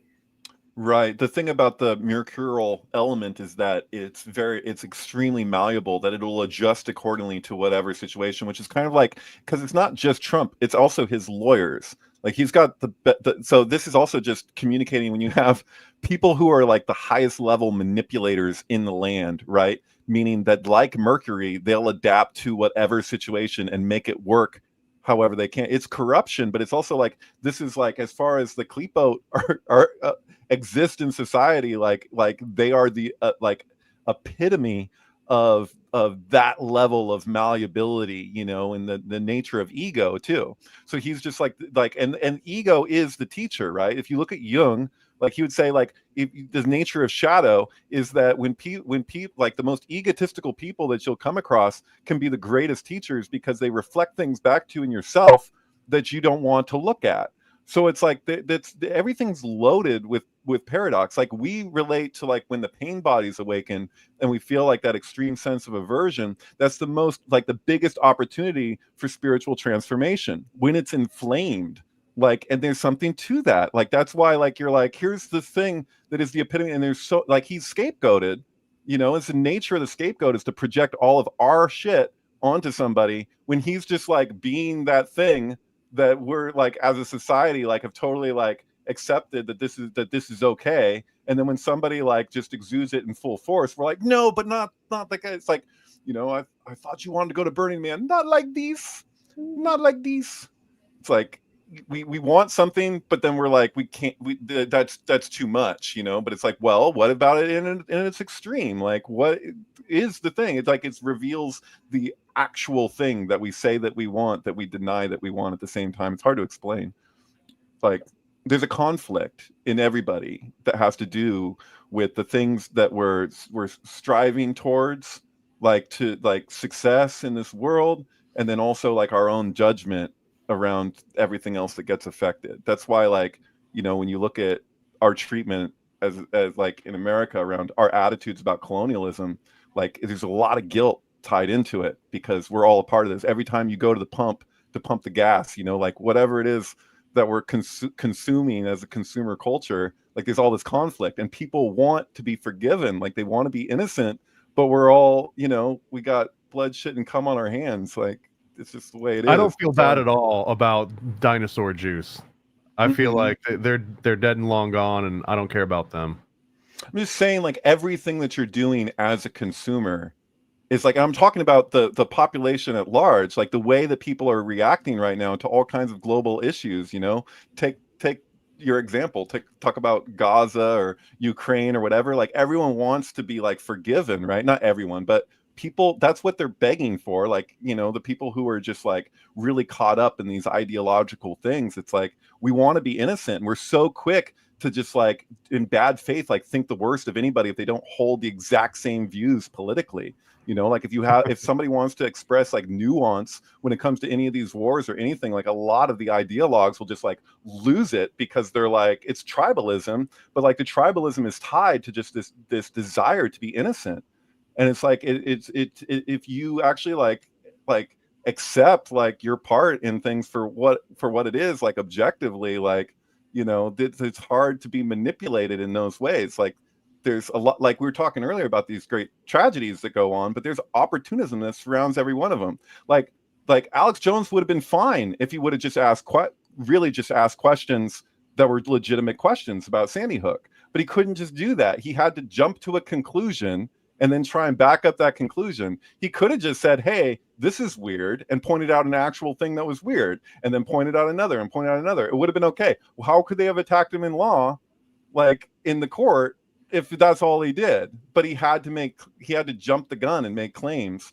And then because he did that, it's just, you know, that's one of the problems with alternative media. I mean, I'm kind of on a soapbox right now, excuse me, but like, you know, it shouldn't have to be that way. Like, you could totally just like question events if there's something that doesn't make sense. You're like, isn't this weird? Like, there's tons of weird things that surrounded Sandy Hook, but we weren't even allowed to talk about it because of the conclusions could, everything that you're going towards could be a dog whistle that you don't think anybody died, or you think whatever, whatever the extreme thing is, I think the biggest problem there was that he realized there was a sharp increase in sales and viewers and ultimately money coming in when he would make authoritative announcements about like what actually happened. And like when you position yourself versus the guy that's just always asking questions, some people get question fatigue. Sometimes they're not tuning in to ask questions. They want to tune in and get an answer for something that's making them feel unsettled. So if you can provide a place to go and get those answers, no matter how wrong they are, you can just sell lots of product and lots of ad space. And I think there was a very specific moment when he realizes this, and he just leaned all the way in because he was printing money, and there was like no reason to not lean all the way in. And now there's a reason. And he kind of another scapegoat example of, here's when you take this to its farthest logical conclusion and you're making money off of tragedy, and you haven't been approved to make money off tragedy like, the other people in the space. Right. Yeah, I have a total different like take on Trump and a lot of these things. Like, I'm looking at people in the comments talking about putting Trump on a pedestal or something, and I'm like, I have a different story that I witnessed somewhat, where it's like, that whole email I go off about from John Podesta outlining their strategy for the 2016 election, where they say they're going to use Trump as a Pied Piper candidate to make themselves look better. Like, that whole thing, it's like, dude, the after round you found out, and like, it's like, and they want to gamble and they want to do it again, and then it's like, and then they find out again, and it's just like, this is who they went with. Like, they pushed for this person so that they could, use them to, to kind of give the sense that they're the good guys, and it's just lesser of two evil stuff. And it's the same formula that's been going on for years, but they took it further because it worked in a couple elections for the Democrats with some governors and stuff where they used this Pied Piper strategy, but it can backfire. You can end up with the guy that you just wanted there so you can make fun of to make yourself look better. They wanted the worst possible candidate, and we shouldn't be having the candidates pushed by the other side to make themselves look better. Like, Bill Clinton, and Hillary and Obama approached Trump to get him to run in the first place. And like, wouldn't this be funny? Yeah, go for it. Let's see what happens. They're super arrogant. The freaking hubris is like classic Greek tragedy crap, where it's like you have this massive backfire, and it's like, oh, well, I guess maybe we shouldn't have done that. And instead of reflecting, they're just like, let's do it again. And let's get Bernie Sanders in there to play sheepdog for us, like giving everyone the sense that we're going to let him run, and then not let him run. He totally would have won the election. And I'm of another unpopular opinion about RFK Jr. that I like looking at Zogby. If you want to see, watch that video of Trump losing it over Kennedy when he's like, he says he's an anti-vaxxer. He's not an anti-vaxxer. I saw him the other day. He was on a show. He was talking about he loves the vaccine. That was right after, and his whole rant about Kennedy was right after the Zogby results came out, where we had the most robust polling show that Kennedy was the only person who could beat Trump. So he was like confident up until that point that he would beat Kamala. And then it was like, he was like, oh, I got a real threat now. And then what did the DNC do? They should have just let it happen if they really didn't want Trump, but they would rather have Trump than have Kennedy. So they continued the lawfare to the point that they annihilated, even though he got double to triple signatures in every state across the country, they made it so that he couldn't run by attacking where he was from, even though his lawyers said, hey, if you say you're from California, they're gonna go after you in court. If you say you're from New York, they're gonna go after you in court. You have a better chance with New York because that's where you're registered. That's where your law offices are. Like, yeah, you're living in California because of Cheryl Hines, but so they're like, you're damned if you do, damned if you don't. And then they couldn't just let him run in the election. And now you got Elon Musk right now talking about we need a third party, an American party. We have a third party. Over 50% of the American public is independent. They don't belong to the Republicans and the Democrats anymore. So it's just like the whole thing is like, dude, we just had an opportunity to have a third party win. You didn't let it happen. You didn't let him run because you're afraid that you would lose. You'd rather have Trump. I don't want to hear anything from the Democrats complaining about Trump if they were the same people who are going brainworm. Oh my God, like all of this bull crap, dude. It's ridiculous. It seems unlikely that Kennedy would have been able to show up against Trump. Seems highly unlikely. Look at the time, because you got to keep in mind there was more slander going towards Kennedy than any candidate for any position in history. You want to know they were what's doing really everything weird? they could. Yeah. Do you remember all the videos that Kennedy was posting of snakes? Like Yes. he posted so many bizarre, like catching a snake video, like in his front yard or whatever. I don't know. I'm just connecting that now that you said that he became like the health minister, right? And that isn't that what our like the what is it called, the caduceus or whatever, is the two serpents on the staff. So Absolutely. I don't know, I just made that connection because I remember being perplexed, like why the fuck made that is connection he too. picking up snakes? He's obsessed with synchronicity. He's been obsessed with synchronicity ever since he read Carl Jung's book Synchronicity and a Causal and Principle. He was a heroin addict. Rehab. Yeah, he was in rehab, and he was reading that book because he liked the song from The Police that came out at the time, and he came across that book, and then like he witnessed people were playing like with a volleyball, and the ball like hit landed on a pole in a weird way, and like it got deflated and like went over a fence, and he said to the group of people, he goes, there's like 30 people standing there or something. He goes, that ball's going to get hit by a Mack truck. And they were like, what the hell? And then a freaking truck came along like within a minute. And like the front of the ball like got stuck in the grill of the truck. And like, they're like, how did you know? He's like, I don't know. It's like that was his first experience with synchronicity, like as he was reading the book.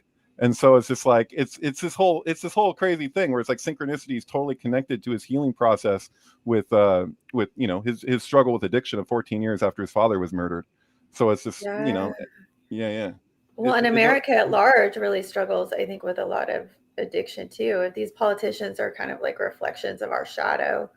I feel like that, I don't know, like with the whole QAnon, like anon is only ever used as a term in like the recovery community, right? Like, Alcoholics Anonymous. That's a good point. Alcoholics Anonymous, like, I don't know. I feel like there's something symbolic there about. He goes to Alcoholics Anonymous every day. He has for years and years and years and years and years, or NA. But yeah, he goes to recovery meetings. It's just like no matter what, like he'll do it remotely now. But yeah, it's just it's a huge part of his life. It's just I guess I hold some views there because things I was paying attention to. I was watching it unfold, and I was just like, dude, how is a lot of people who still don't like Trump understand the situation with Trump because they saw what happened to Kennedy. So they saw what the media was doing and the tricks that they were doing, and that they would take one clip and then just completely remove it out of context. And it was just like slander. And there was so much malarkey, to use a Joe Biden term, attached to it, that they were like, wait, did they do the same thing with Trump?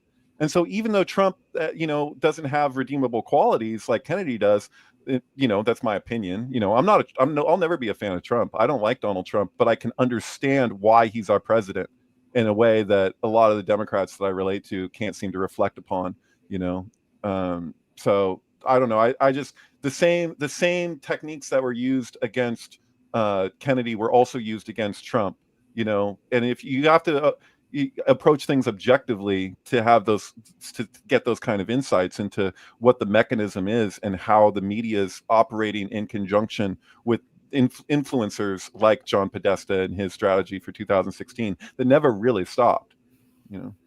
What tarot card is RFK? I don't know. Is he even a trump card?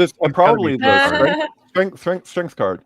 And lust, because that's the one where you have the tet literally means serpent, but yeah, he definitely has like but he's also got that he kind of identifies with these birds of prey, like that's the thing, that he sees all these snakes. Like if you read the real Anthony Fauci, like that guy's a freaking snake, and he's gonna handle him.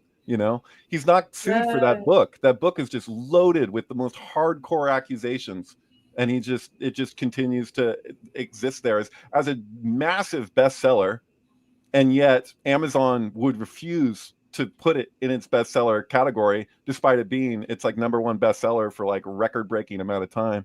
Yeah. Is a significant pathway in the Kabbalistic tree because it connects Chesed and Gevurah, which is judgment and mercy. It's the top pillars of the terrestrial realm of the 7 lower Sephiroth.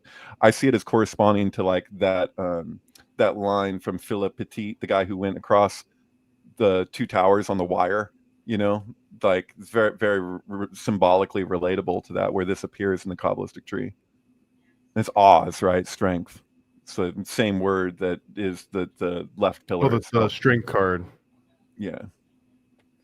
And originally, Peace like through, through strength, or what was that what was that announcement? Was it peace through strength? Peace through strength, yeah, totally. But you know, the HHS is doing incredible things every day, and the media is only focusing on the most controversial, like fluoride or whatever. I don't know how many people out there are actually following what's been happening with Jay Bhattacharya and Kennedy and the actual work that they're doing, but it's phenomenal. As far as I'm concerned, it's the only real good that I see coming out of this administration. You know, I like I say, I talk the way I do about Trump because I try to remain as objective as I can be, you know, but like, yeah, I don't know. Yeah. Are you? She dropped out. No, I'm here. I was just thinking that what Marina Abramovic was talking about with Trump being a magician couldn't you just say catalyst? Wouldn't catalyst be more appropriate in that sense?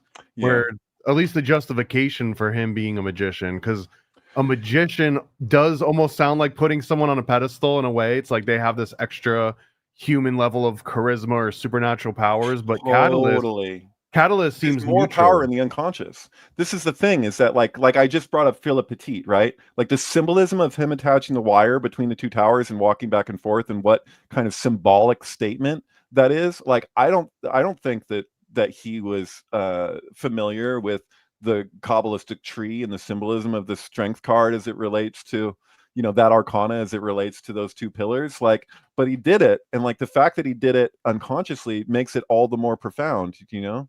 So like I don't like Trump is the same way. It's like if he's the fool, then that's all the more significant. Like we're talking about the Keter has 2 right sides. What are the 2 pathways that extend from Keter in their attributions? It's the fool and the magician. Like they're the same thing. It's just 2 different ways of looking at it. So the highest magician is the most foolish. Like it's in the nature of it. He's not doing it. He doesn't have to do it consciously. Like to be an instrument, you know. And it's not, this isn't like a divination thing any more than you could say the same thing about any individual, because we're all playing into it, you know. If you're alive, you know, you're there. I don't buy this like NPC thing. Like nobody is a real NPC. Some of the most profound influences are not seen in the you know, the topical level. Like there's an inner thing happening, and we're like, people are contributing to it in mysterious ways. You know what I mean? Like we focus on these names and these people who like have these like big platforms, or you know, or like celebrities or whatever, but like the celebritism is a little misleading because everybody's has their contribution, you know. Like I mean, Manson, sorry, but like Charles Manson would argue something that I kind of agree with, that he's like describing the way that the prison system is actually like a reflection of the non-prison system, because he'd say the whole thing is a prison ultimately. Yeah. And that like there's influences that are happening within the prison system that people don't have to be privy to. They don't have to have the knowledge of it happening in order for it to be. It's like in Tommy from The Who, where it's like Tommy doesn't know what day it is. He doesn't know who Jesus is or what praying is. How can he be saved? Yet he is nonetheless. It's like there's something mysterious about consciousness and the way that things actually influence other things. It's the same thing like with astrology. Like it doesn't work through gravity. It's another, like things are connected in the strangest ways, and that's what synchronicity is, as in a causal principle. You know, we don't see something as significant unless if it's at the forefront of society and put on this pedestal. So, but you know, yeah. Crazy. I gotta ask, because I missed out. I just saw some behind the scenes dialogue going back and forth. Is the term synchro mystic retired now? retired. Well, a lot of people are adopting that term who aren't synchromystic, who are just like mainly conspiracy theorists. But conspiracy culture has reached another crazy level because most people who are into synchromysticism, at least in our online community, going back to 2007, 2008, like we started with conspiracy theory and it led us to synchronicity because you get to places where you're like, I can't just explain that. Like if you look at Anna Nicole Wordsmith's comments, sometimes people will just be like, there's no connection, shut the fuck up, or whatever. And you're like, dude, you're like super left brain. Like you think that all those people think that all there is to everything is just like a left brain analysis. That like it's like, your right brain understands this actually. It's just your left brain is in denial. It's like that there's principles that exist in nature that are just super mysterious and we don't have to explain them for them to be. Yeah. Is it possible to be synchromystic and then just believe the official JFK story? Like you go through the Warren Commission report and you're just like, yeah, that checks out. Or like, do you have to be conspiratorial in thinking in order to be synchromystic? You don't. Well, so conspiracy is a shell around the thing that you go deeper and then you see that there's correspondences. So it defies explanation. Why are there 4 Jacks? Like in the JFK assassination, the 4th one is a dog, by the way, but it's John. He's John F. Kennedy. John is surname Jack. And then you have Jack Ruby, and then it's like. What? And are you counting Jackie in that too? Yeah, Jackie. And then there's the dog Jack, who's there also. They're on a giant shin, by the way. Like, look at the streets. It's Elm Street. He was killed on Elm Street. That's yeah. what the Intruder film is taking. That's it's a nightmare. That's related to a nightmare, which I feel like ultimately, like synchromysticism, kind of reflects. Maybe not a nightmare, maybe a dream, but like. Yeah. I mean, if you ask Wes Craven, he'll tell you that it was because his original film studio that he worked with was on Elm Street. But the thing is that the nature of a dream is such that it's a synchronicity, right? So like that's the unconscious. So like, and it's all embedded into it. The line between the conspiracy and the sync is a line in the sand sometimes. And people see synchromystics as kind of like discounting the conspiracy. But one thing you'll notice talking to most genuine synchromystics out there is that we acknowledge completely conspiracy and we also acknowledge completely synchronicity, and sometimes the line is blurry, but people have accused some of us, including me and Andreas and Alan Abadessa Green of being like these kind of like agents who are trying to like muddy the waters of conspiracy culture, but like we're conspiracy theorists, like beyond theorists in certain cases, like we're believers that intense conspiracies are happening. It's just we go to deeper places sometimes, and like I don't want to discount the like I want to see real accountability for a lot of this stuff, like there's like literal like war criminals that just go about their business, like and in my opinion, Fauci's one of them. I think he should be absolutely prosecuted for the crimes against humanity that he committed. He's the highest paid person in government from 2020 to 2022. I don't, for a good reason, because he was a spokesperson for a criminal organization. Pfizer paid the biggest criminal fine of any company in world history, second only to BP for their big oil spill, for the crime of misrepresenting products. Do you think that maybe they did that again? Do you think maybe they misrepresented their products, the same thing that they paid the biggest? Well, they probably still turned a profit that year, both of them. Oh yeah, totally, exactly. Thank you. Yeah, and that's not even just accountability. It's they had to pay the biggest criminal fine ever. It's like accountability is accountability, and it's more Nuremberg-like than what that was. Yeah. And then they'll just hire, who was it, Comey's daughter, or who did you say is the prosecutor? Yeah, it's James Comey's daughter. Exactly. Yeah, they'll just be like, put her as the judge on that trial. Yeah, just turn it into a sham. Absolutely. There was a similar thing with JFK too, where someone that was on the Warren Commission, their daughter was like an intern for the president of, I can't remember, I was going to just say CBS. It was like one of the big news companies.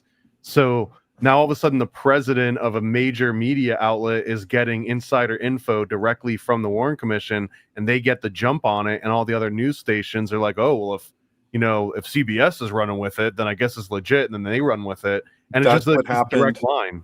That's what happened with somewhere in Florida. Votes are still being counted when George W. had that whole thing with Florida, it was like they announced, CNN announced the results because Fox announced the results before the results were technically in.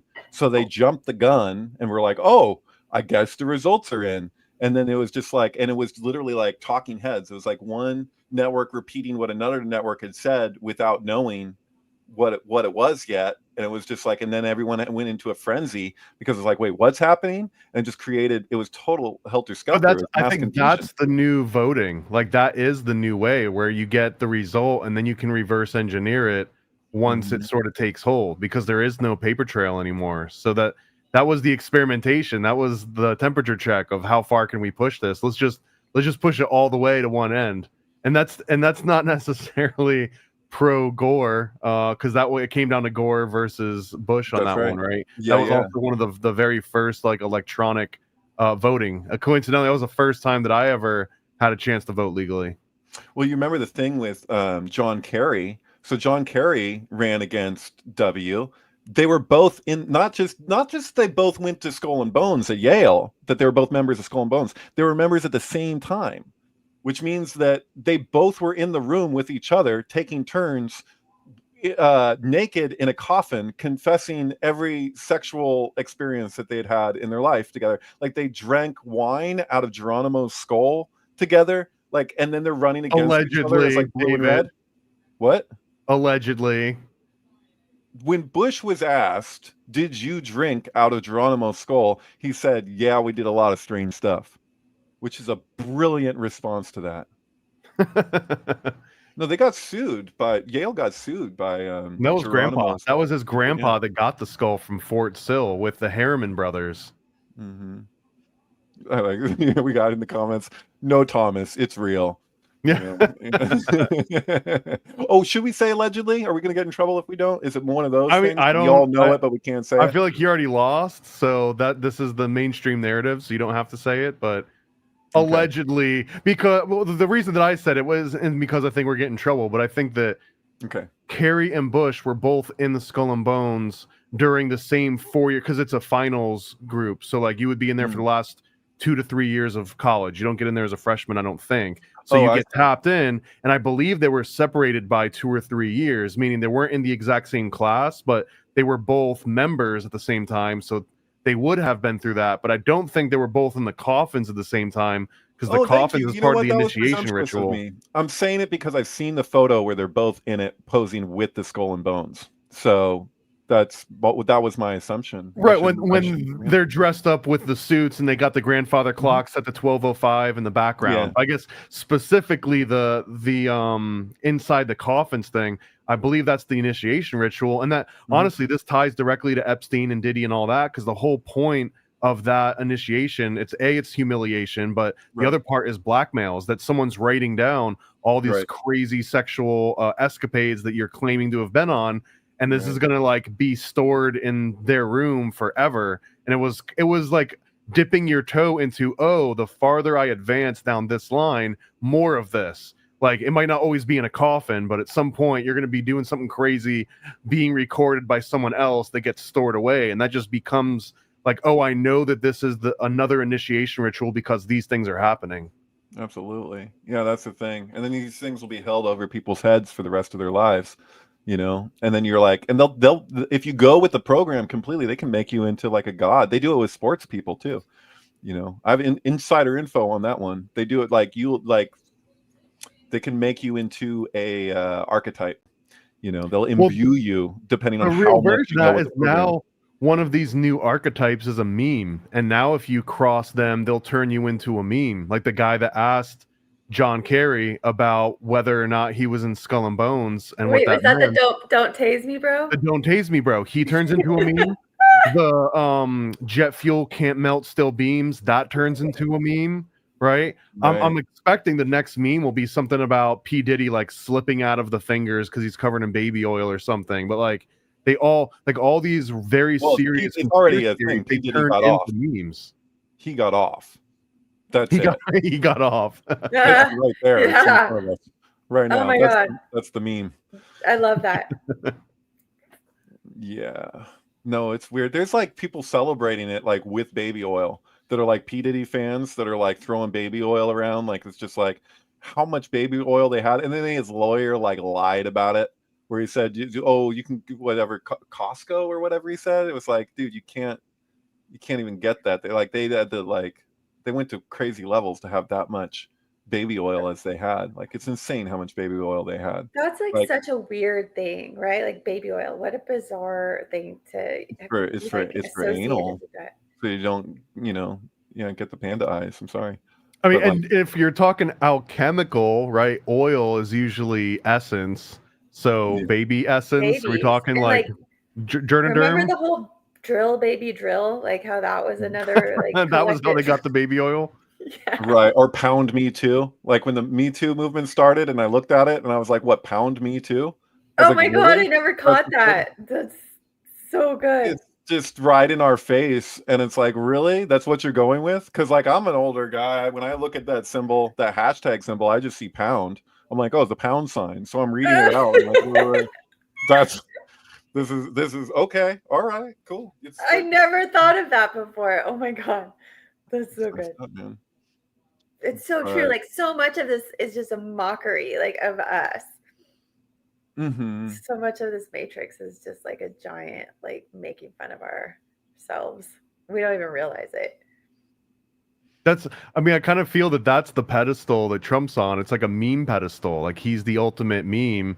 He's the one that represented Hulk Hogan and WWF and Pizza Hut's, cheese crust, like all these different very specific American opulent things that would all seen as like the 7 deadly sins, but he kind of represents those in a very like righteous, like he's indignantly righteous about all of it. Like he actually puts it forward instead of hiding it. So he's not the guy that necessarily is getting, like, if you did have blackmail on him, it would be way worse than like a hooker peeing on him in some bed. Like I feel like it would be so many levels worse than that. Right. I mean, I'm forever young. So like when I like the whole thing is just like he is our collective shadow, like externalized. And then we get to do that scapegoat thing that we do that's like almost gets to the point that it's just like irrelevant, almost like it's like, yeah, he's doing the stuff that all these other politicians are doing and we're losing our mind over it. And it's like, can we just like, because it's all the whataboutism is all true for the most part. So like people be like, oh, well, what about this? It's like, that's true. Like, and both sides are doing that. And they'll do it like it's a rebuttal, like it negated the other thing. All it did is added to it, right? So, yeah, I don't know. That's weird. But yeah, we should when you're faced with somebody that's like communicating like the shadow hidden things that are the repression stuff, it's like you should use that as an opportunity to reflect, Are you making this a case for P. Diddy now? Because I guess he's also the shadow, right?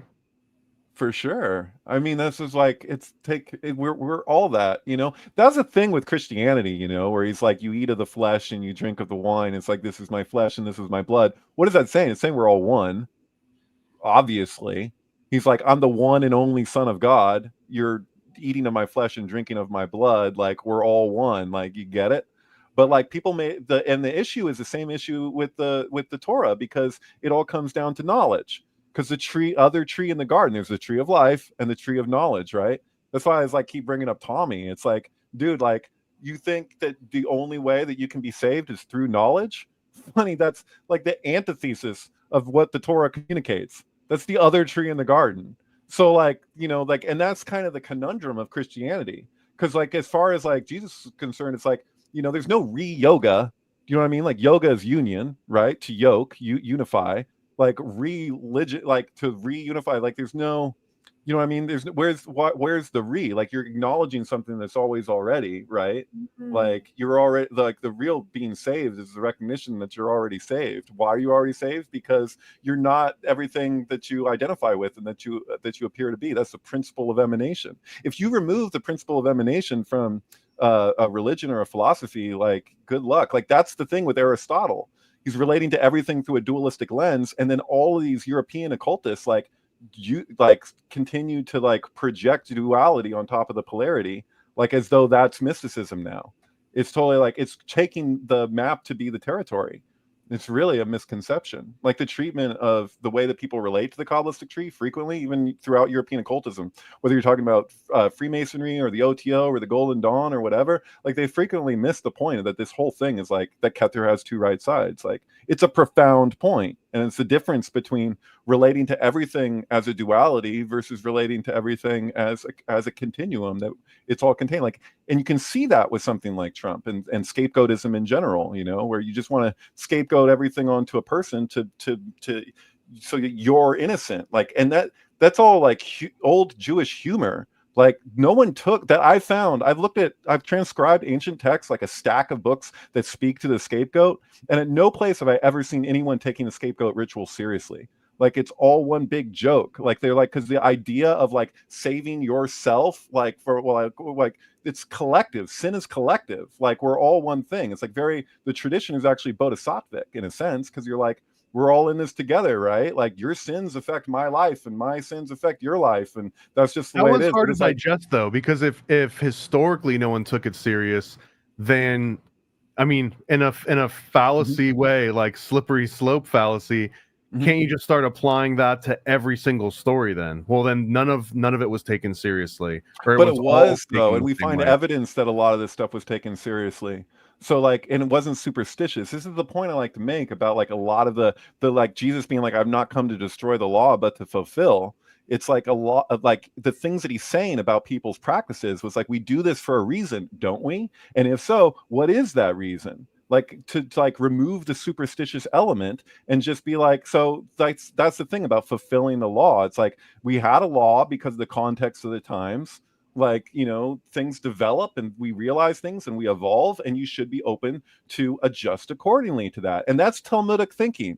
Like what Jesus is saying in the gospel is very Talmudic in the sense that it's like, okay, well, we're going to evolve and adapt our understanding. By the way, that's the most misunderstood set of books in the world historically, because you have the most extreme arguments. It's ancient Twitter.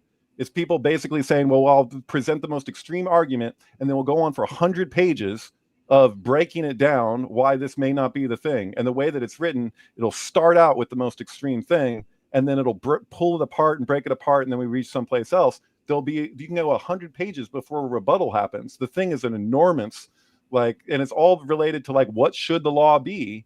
And they have to come to, well, what if it was this? I mean, it reads kind of like Thomas Paine. Like Thomas Paine would like introduce the most extreme idea and then be like, well, why wouldn't this work? You know, well, let's go through, you know? So you can take something out of context from the Talmud easier than you can anything, you know? But like Jesus's trip, like in the gospel is very in line with this, like, well, why are we doing what we're doing? Really? You know? And like, isn't it more important, like, you know, what comes out of your mouth than what goes into it when the disciples are eating the corn? You know what I mean? Like, it's like I don't know. If we're talking cannibalism, then I don't know. I think that maybe what goes into your mouth does matter. Well, that's the story of Lazarus, interestingly enough, because Lazarus is at the table too. He doesn't say a word. You know, I don't know if you've heard that theory about Lazarus, that it's actually about cannibalism, because it relates to because you can take a lot of the stuff in the New Testament and connect it to Josephus Flavius's writings, because it's the only surviving text from Judea from that period, other than the text of a Roman botanist. So like when in War of the Jews and Antiquity of the Jews, there's a story where in the sewers, the Jews cook a child, a baby, and the Romans one time. That was just that one time, though. So they smell it because they were starving in the story. This is a story from Josephus, who was captured by the Romans and adopted into the Flavian court. So he's essentially made into a Caesar. You know, he's brought into the family, so to speak, because he bowed to Caesar in the midst of that 100-year war. And so he's working for the Romans as he's writing these stories, right? So in the story, you know, they cook the child. You have the name Lazarus. Like, it's like, there's only so many names for that's why they're all Maccabean, like in the New Testament, like all the disciples happen to have Maccabean names as Jewish royalty, right? But like there's symbolism at play. So like when, you know, Lazarus is resurrected, you know, it corresponds to this weird story from Josephus about cooking and eat. And so the mother offers a Roman soldier who smells the smell and goes to investigate, offers him half of the baby, and he goes, oh, that's disgusting, and he won't eat it. It's an old propaganda piece written by somebody who's actually Jewish, but who's a Jewish scholar, one of the highest Jewish scholars, who's working for the Romans. So it's like all the War of the Jews and Antiquity of the Jews is the only text that we have to go on what was happening in lower class Judea that's a firsthand account, and it's coming from somebody who's bowing to Caesar, who's like happens to be this great Jewish scholar. So it's like it gets, the story goes is that they were standing in a line and they were killing scholar after scholar, and he purposely stood at the end of the line so when he bowed to Caesar, you know, no one else would see it. You know what I mean? Like, that's the story, you know. But yeah, there's a book by Joseph Atwill called Caesar's Messiah that I don't agree with everything that Joseph Atwill has to say, but his main thesis of Josephus Flavius's role in the gospel I find hard to dispute, because it makes total sense. It's like a war strategy and also a way to being in that compromised position to basically encourage people to look deeper into, like, that basically, like, if he's that compromised that he has to write this text with a panel of people working for the Romans, that it would have something within it that would be liberating despite what he's being forced to do. So he's basically like, you know, here for war efforts, they want everyone to bow to Caesar. So he's going to take the Son of Man story that he also describes in War of the Jews, that Jesus says when he's on trial and he won't speak and he won't speak. And then finally he's like, the Son of Man will come in the clouds, and he has this whole description. It's the exact same description that Josephus had about how, what is his name? Titus, Caesar would come. His father is Vespasian, right? He's in Rome, and then he's going to go do his father's work for him. They divinate their leaders. When they would conquer places, the Romans, they'd have everyone bowing before a statue of Caesar, right? They wanted to get everyone to bow before Caesar. And so how did they do that without them realizing it? Because these people were so stubborn. They related the Jews of lower class Judea as goats, because they would for 100 years they would not go with their program. So that's the only really indication that we really know what these people were like. The Sicarii, the Jewish rebels, that they were super freaking stubborn. Whereas like the Romans, when they would conquer places, it wasn't as difficult to get everyone to submit. But they couldn't get these people to submit for 100 years until they sacked Jerusalem and did what they did. That's why you have Roman Catholicism, right? Like Rome never really died. It's just now it's expressed as a church, right? Like that's what we're looking at. It's like the continuation of Rome.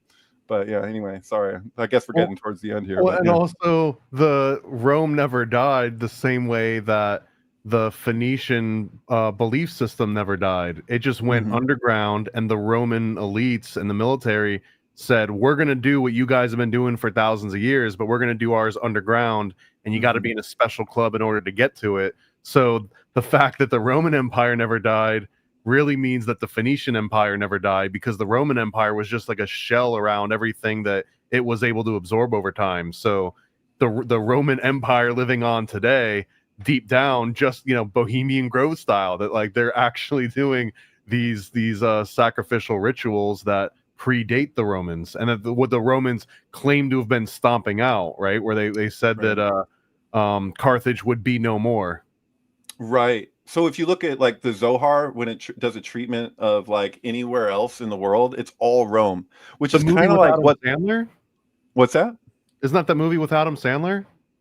What, the Zohar? The Zohan, or is that the Zohar? Yeah. Oh yeah. But no, the Book of Splendor, so ancient Kabbalistic staple book.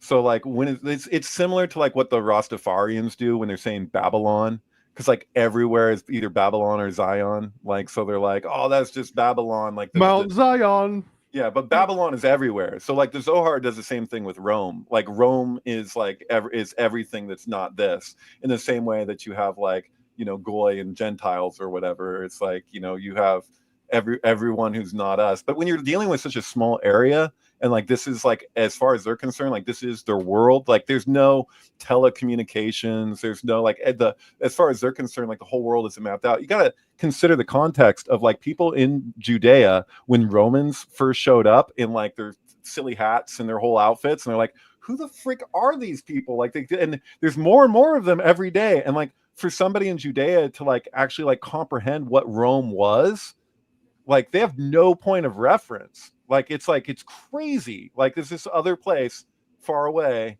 and there's just more and more of these people keep showing up. And you know, they're like, they if they kill one, they might think, oh, we just took care of that Rome problem that we had, You know, gotta and then build a another one wall. shows up and another one shows up, and it's just like, wow, they just keep coming more and more, you know.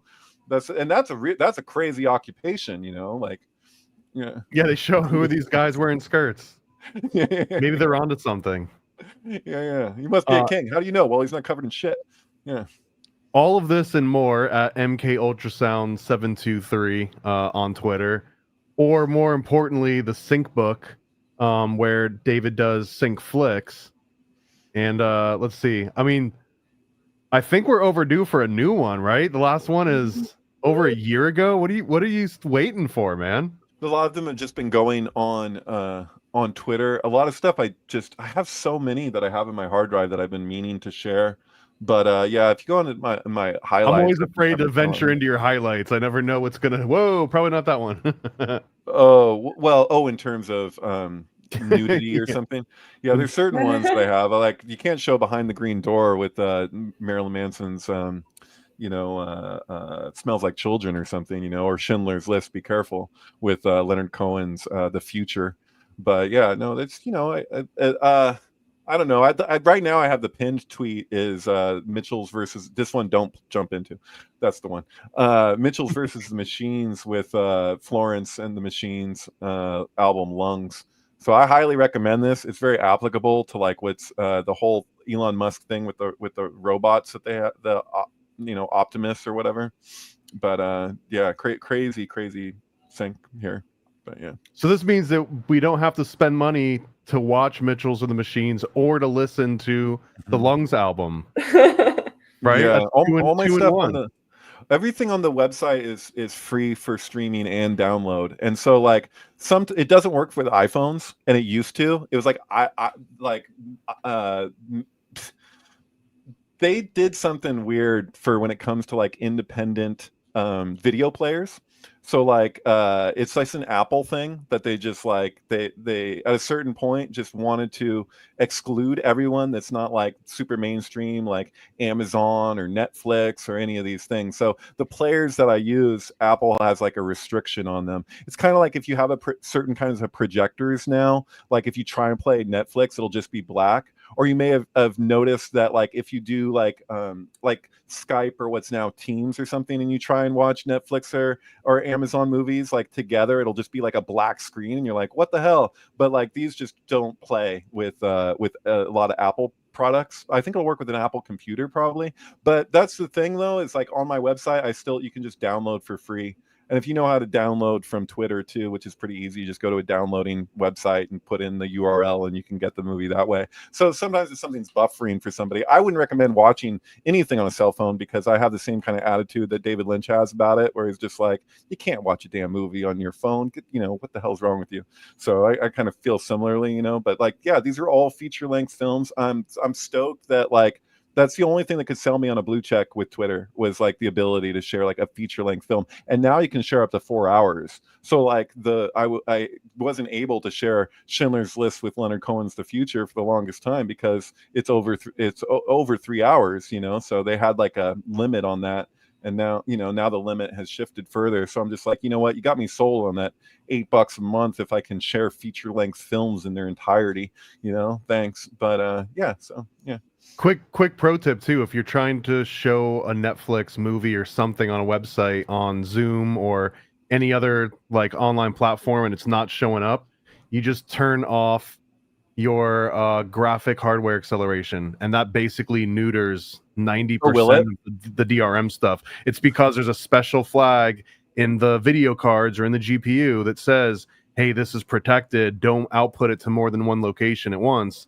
But if you just turn that off and force it to go through your processor, you neuter that whole part. So just in case that helps someone out down the line, there's better ways to get around it, but that's like the easiest way, is you just turn that off. Cool. See, you're helpful for tech stuff, man. You're like a good IT guy. I need to pick your brain about other things and the stuff we talk about here. That's better. Yeah, I'll be the IT guy of the conspiracy movement. The other title I've been bestowed was the Rabbi Shmuley of the Truth movement. So I think IT may be an upgrade from that. Yeah, he's not that helpful as he thinks he is. But, yeah. Anna Nicole Wordsmith, thanks for coming by for another one of the. Are you doing any other shows, or is this Synctank exclusive so far? the Synctank exclusive. I just I think me and Luke, who was on here like a couple weeks ago, we're doing like some stuff on like purgatory, but yeah, we just started on that. So you guys are still Cool. Well, there you go. If you want the where's- live version of Anna Nicole Wordsmith, you can only get it right now at Synctanks. So this is a Synctank exclusive. Where is that going to happen? You guys are going to do it on his YouTube station? Yeah. We should plug that too then, right? Yeah, definitely. You got a date and time yet? Not yet. Okay. I'm supposed to put together, like, we started, we recorded one yesterday, like an intro thing, but I have to know how to learn how to do Google Slides or whatever to do my presentation. But So all the more reason to follow on Twitter so you know exactly when that's going on, along with the rest of the Synctank, including me. I'm the Paranoid American, and this week I got this America F Yeah playset that's brand new that I just dropped. So if you like these little custom toy set, it's got the Statue of Liberty with a Heineken and an AR-15, a little pool of blood and a hot dog and some money and some syringes that are down here. There's all kinds of cool little things buried in it. And also the all new IlluminatiComic.com, the first time that it's finally been available outside of the Kickstarter.